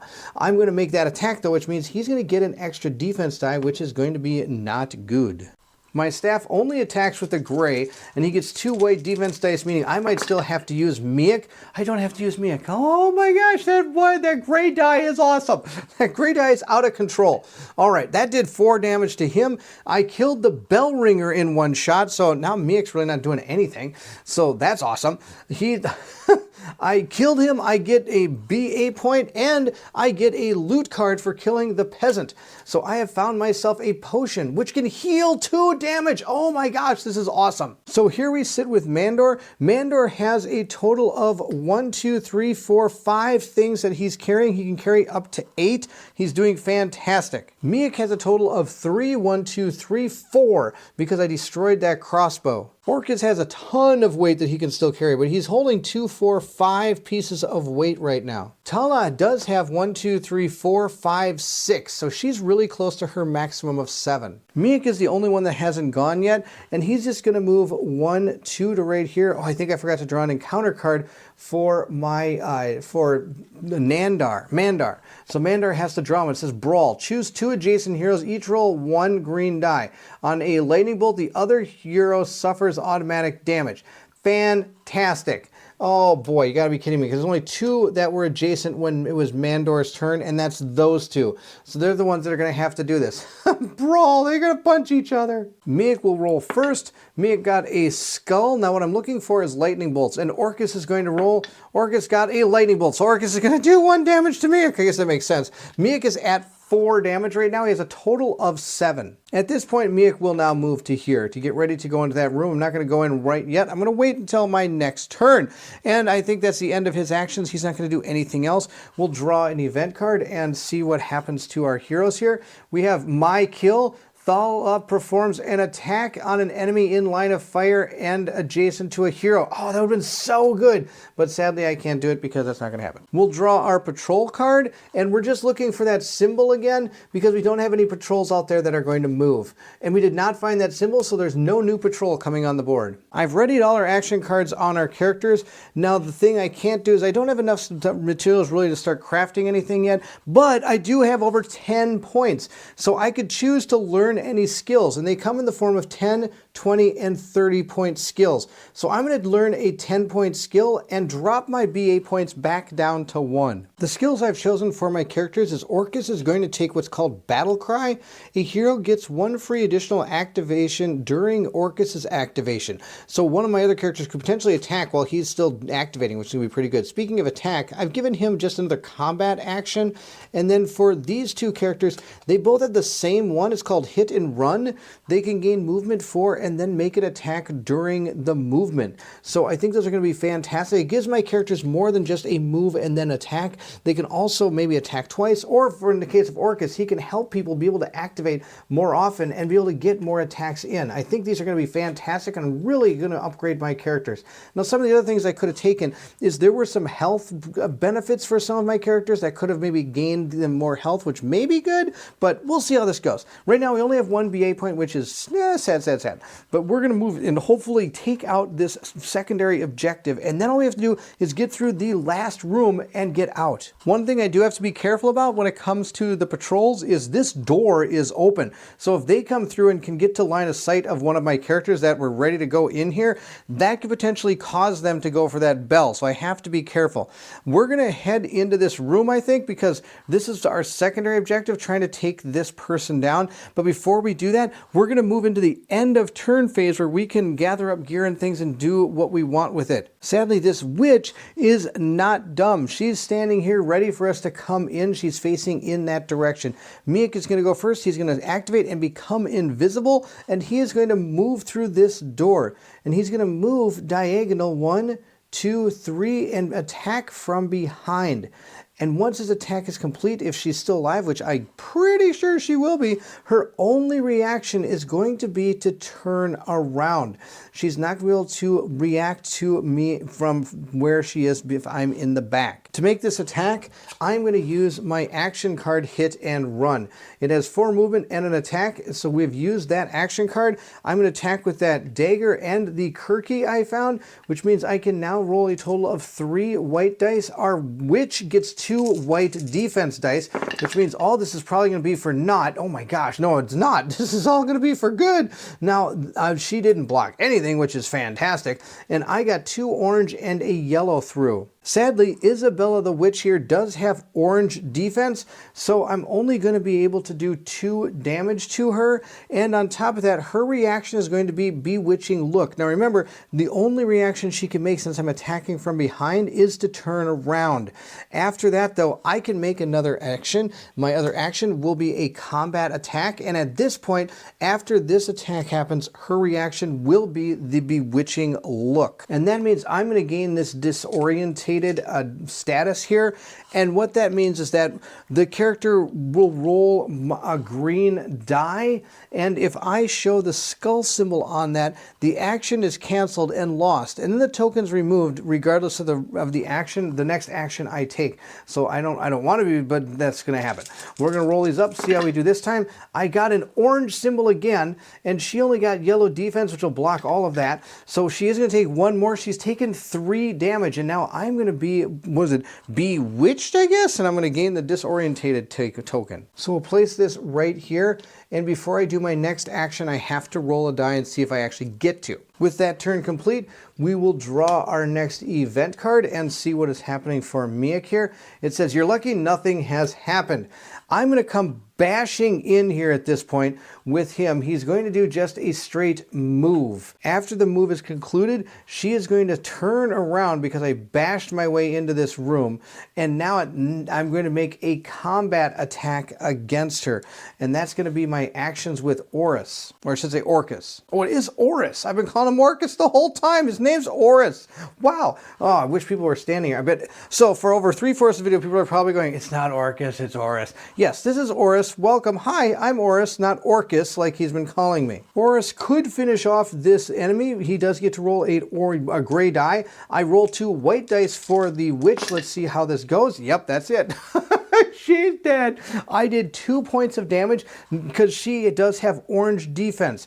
If she had yellow, I'd do 4. But since she has orange, I am going to do 2 defense. But that's going to be, and I've done a total of 5 damage against her. And she only has 4 health. So that is it for her. So I'm going to gain 3 BA points, and I get the Blue Eye of Isabel, which means I get +2 range for magic attacks, or of course I could destroy this thing and gain 1 shard that we can use for enchanting down the line.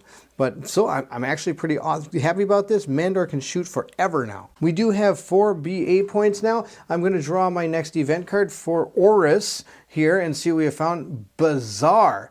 This is for our mage here. It says, roll a die on a star symbol. Mandor loses a random resource from his inventory. Oh, that's awesome. We'll roll this die and see what happens. Nope, didn't happen. Get this card out of here. Barf on that card. At this point, I am going to have the last 2 characters. This one's just going to move to here Actually, I'm going to move to right here. If another patrol comes, I'm going to have to probably take it out because I'm going to have to get up to the last room, which is up there. And so with Nandor, he's just going to move over to here. Actually, I think I am going to step out here. I'm going to move 1, 2, 3, 4, 5, 6 to right here, and actually 7 to back here. And Nandor can move 1, 2, 3, 4, 5 to right here. I think we're just going to stand right there. 1, 2, 3, 4, 5. Yes, we're going to stand right there. Those are both our characters going to stand there. But of course, I have to move them one at a time because I have to draw an event card. We're going to move Nandor first, or Mandar first. I apologize. And he's going to grab a card. It says, "You're lucky, nothing happens." And then I'm going to draw a card for her. We're going to draw one for Talia. And she has Ravenous Breakdown. Who is this for? Okay. On a star or lightning symbol, Oris inflicts 1 automatic damage to an adjacent hero. I don't have any heroes adjacent to him. He is standing all by him's lonesome down here, and he should have bashed through this door. So this door is bashed to pieces. We'll just put it open for now, but just remember it's a bashed in door. At this point, we will draw our next patrol card and see if one comes in. No, there is not a patrol coming in, so we have kind of a free turn to hopefully get into that next room. I'm going to re-flip over all of our cards so that they're all set. We have Miak here. Now, of course, he does have his token there. He might not be able to perform an action. We'll see how this goes. Mandor has his 4 actions with his 2 combats. Might need to start healing some people. We do have 4 BA points at this point. Interestingly enough, I actually planned to use Battle Cry in that activations of Oris, but I didn't need to because he totally took that person down with Miak's help. And lastly, we have the resource gathering machine here. She's got what? 2, a metal, a wood, a leather, and a gold. She's out of control, and she's got, of course, all these bows as well. Or there's 1 bow, I should say. At this point, we're just going to have to get into position. I'm going to use Oris first. He's going to do a double movement of 9 spaces. That's going to be his action. He's going to move 1, 2, 3, 4, 5, 6, 7, 8, and he has to get by that person. So that makes more sense to move that person first. So we're going to bring him back, and we're going to move Talia, or Thala, sorry. She's going to move 1, 2 to right here. I think that's as far as she's going to move. That's her only action she's going to do. So maybe I should just go in the room and start just whomping on people. I think we're going to do that. We're orcs. We're going to go try to take down some people. We're going to move 1, 2, 3 right into this space here and open the door and see what is inside. This is another 4x4 room. And so we're going to see where these land. Well, we've got 3 that are pretty much right up against the wall here. And this one is going to be right down there. Of course, up against the wall is not going to be good for her because all of these are going to just get placed 1, 2, 3 right across there. And then we have 1 more that's going to be placed down near the bottom where she is. Hopefully none of them are facing her so she can still kind of get some movement around. I need to move these a little bit. There we go. The last one's going to be placed right down here. We'll put it just like that. We'll flip these over and see which way. Oh, good. That one's looking at a wall. Love that. This one is going to be facing the wall. This one is going to be facing the that place. Oh my gosh, these guys have no idea what's going on. We're going to place out all the figures now. We have a dog facing in this direction, and then we have 3 peasants. One facing a wall in this direction, which is awesome. We have another one facing a door over or wall over here, and then we have another one facing the wall down here. Once we have all of our enemies placed here, I'm going to remove all this and try to reset this all up so it doesn't look like mass chaos on the board. There we go. We have everybody where they're supposed to be. It's still her turn. She has moved 1, 2 spaces, and of course now I thought about it, I probably should have used my hit and run, but I did not. So she's going to move 1, 2, 3, 4. She can move over here and 5 to right there. And from this position, she can shoot 2 to 6 spaces. So she's going to go for that dog because he's always the one that I'm most worried about. The dog gets no defense dice, so we're just going to shoot him. I did 2 points of damage. That's not too bad. Those are both of her actions. I'll place a 2 damage token right there and draw an event card for her and see what she has found. It says not so bad ass.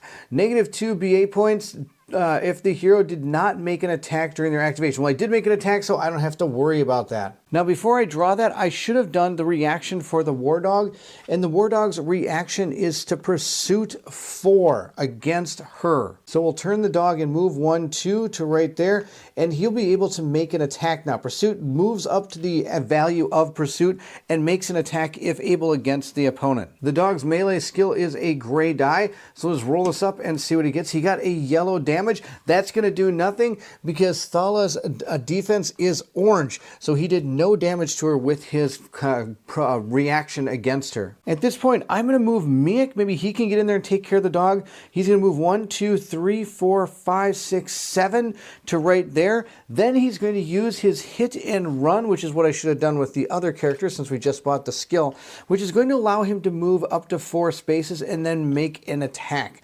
So we're going to use that action card for his second activation to move 1, 2, 3, 4 right into here and make an attack against that dog. I didn't move into any danger zones, so none of these are actually going to attack.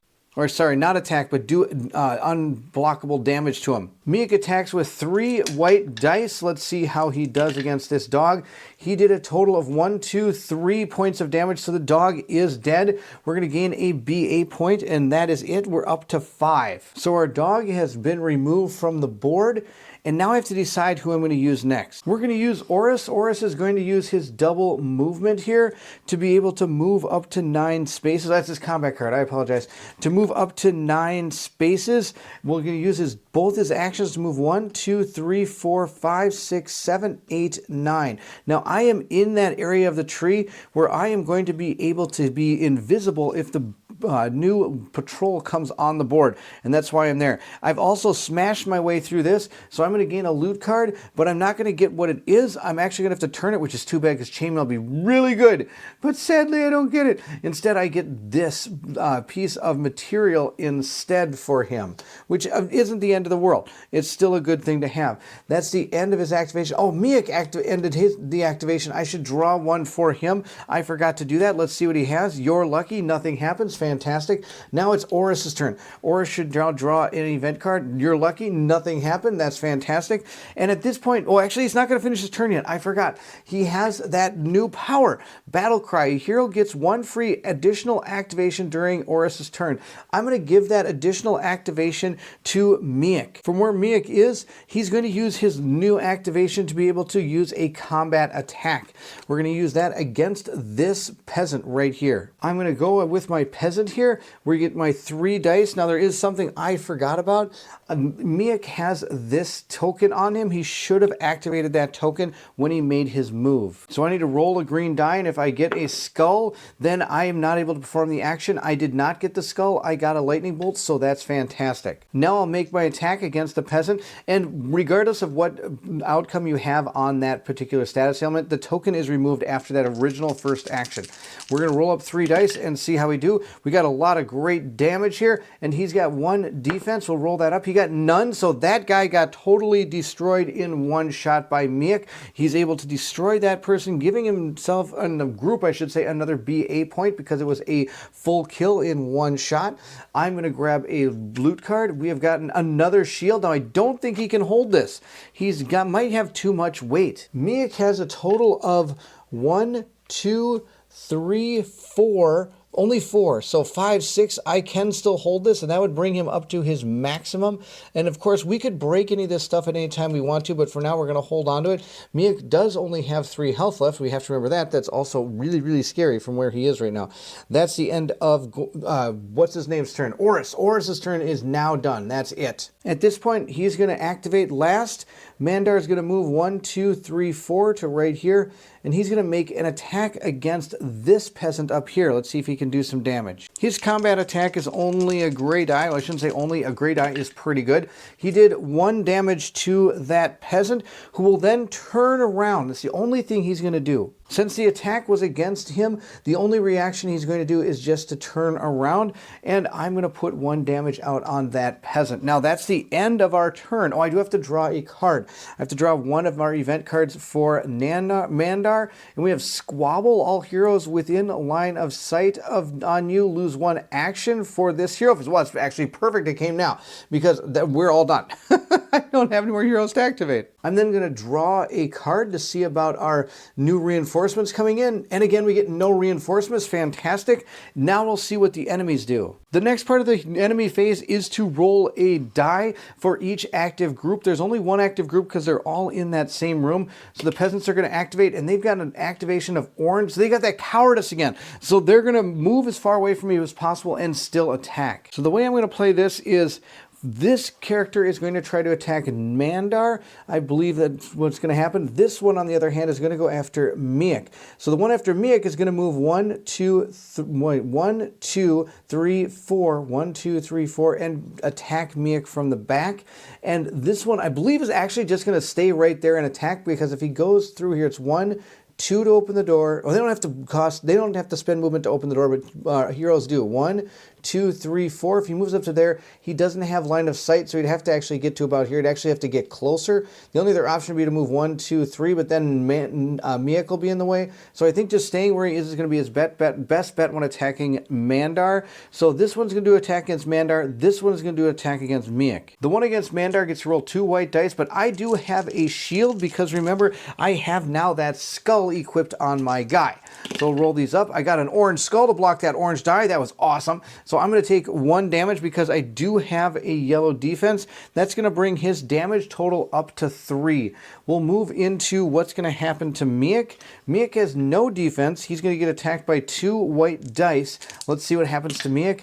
Miek is going to take 4 damage. No, he's not going to take 4 damage. We're going to use some BA points to stop that. I'm going to use my reflex, which is going to give me the ability to dodge. So I'm going to be able to negate that damage completely. It's going to cost me 2 BA points, and then I get to move a space. We're going to lower our total down 1, 2 to 4, and that gives us the ability to dodge. So we're going to use that action, and now I get to ignore the damage and move myself 1 space. I'm just going to move right there. I'm not exactly sure what I'm going to do yet with him. Actually, what I'm going to do is I'm going to move 1 space right there so that I can just use one of my actions to attack that guy next turn. And remember, all we have to do is kill these guys and get off the board. So even him down here, he can just run off the board. And hopefully these guys can shoot enough over to this side to kill this guy so we can just run the rest of us off the board. We'll see how it goes. That's my plan. Is it going to work? I don't know. At this point, we will start again with our heroes. I've got refreshed all of their actions, and we'll move forward. I think the first person that's going to activate is going to be, well, he's 1, 2, 3, 4, 5. He needs to actually take a move in order to attack, where she can do hit and run. So she's going to move up to there with her hit and run power, and that way I can just shoot that guy. So we're going to be able to move forward and then make an attack during the movement. So we're going to move over there and then shoot him. I get to roll a gray and a white die for my bow, but he gets 2 white defense dice because he's back in that cornfield again. Oh, that cornfield, I tell you, man. That cornfield's going to be the death of me. But we were able to get a red. The white is going to, or these 2 are going to cancel each other out. But remember, that's not going to be enough. This red die alone is going to do 4 damage to him. So we have wiped that peasant off the board again in 1 shot.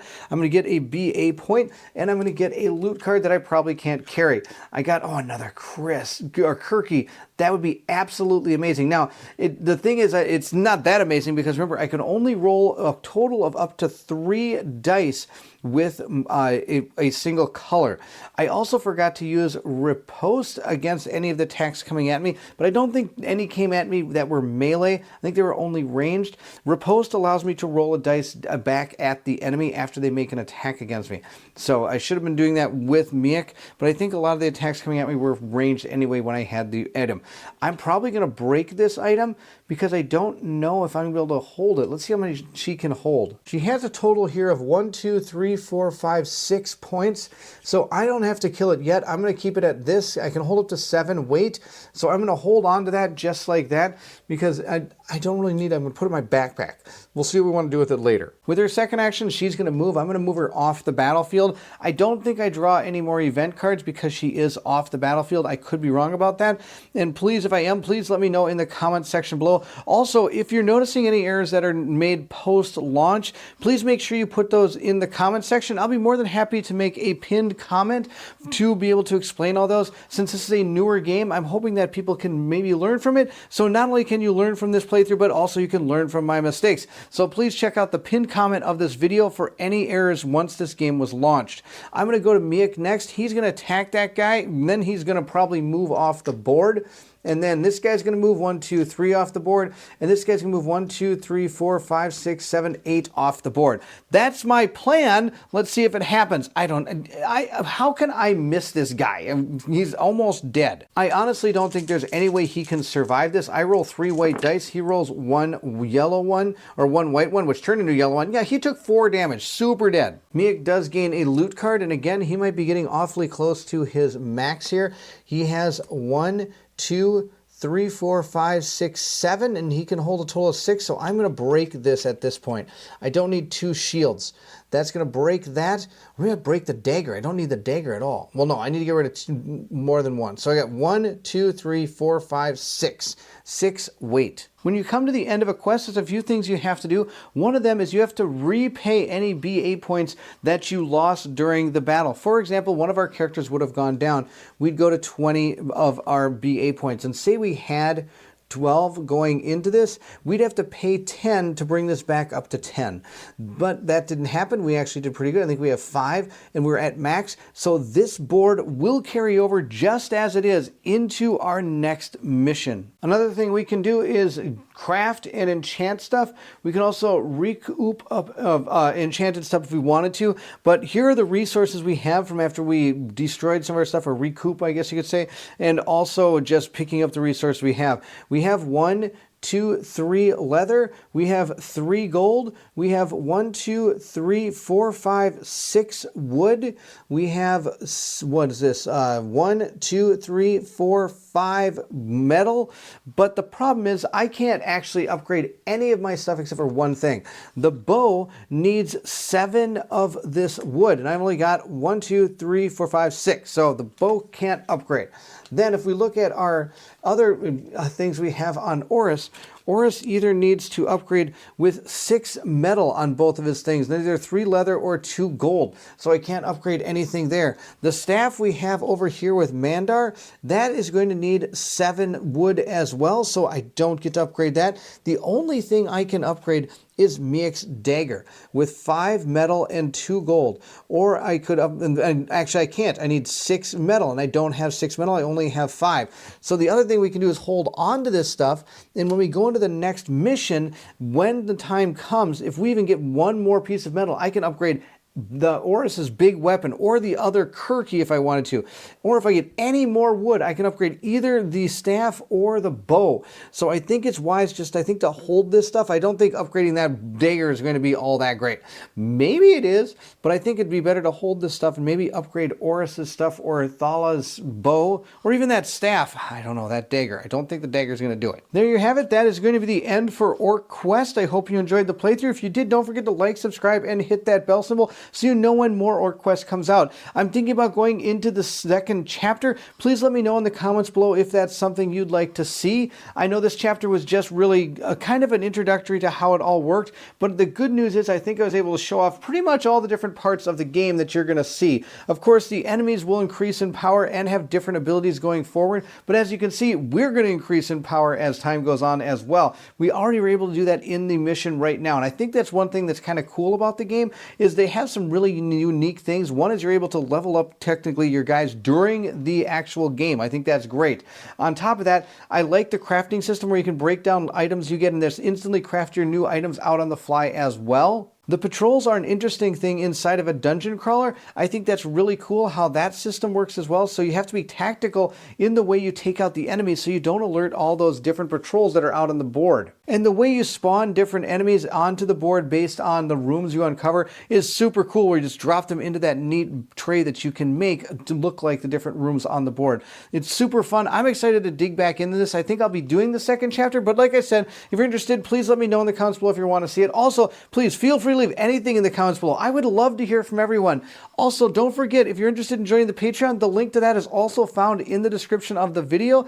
People that join the Patreon are able to see the playthrough videos that I make, usually about a day or two ahead of time without commercial interruptions. On top of that, they get a say in how the game goes forward. Now, sadly, I didn't get a chance to have anybody vote on what characters they wanted to see played in this, but after going into the next quest, I will have my Patreon supporters decide who are going to be the heroes for this quest, or next quest, and all the future quests moving forward. Those that have already joined the Patreon are shown here on the screen. Thank you so much for your patronage. It means the world to me. It's great to have all those people there. That's about all I have for OrcQuest. Thank you again so much for watching. And if you're excited to see OrcQuest or anything else, then I need you to meet me at the table.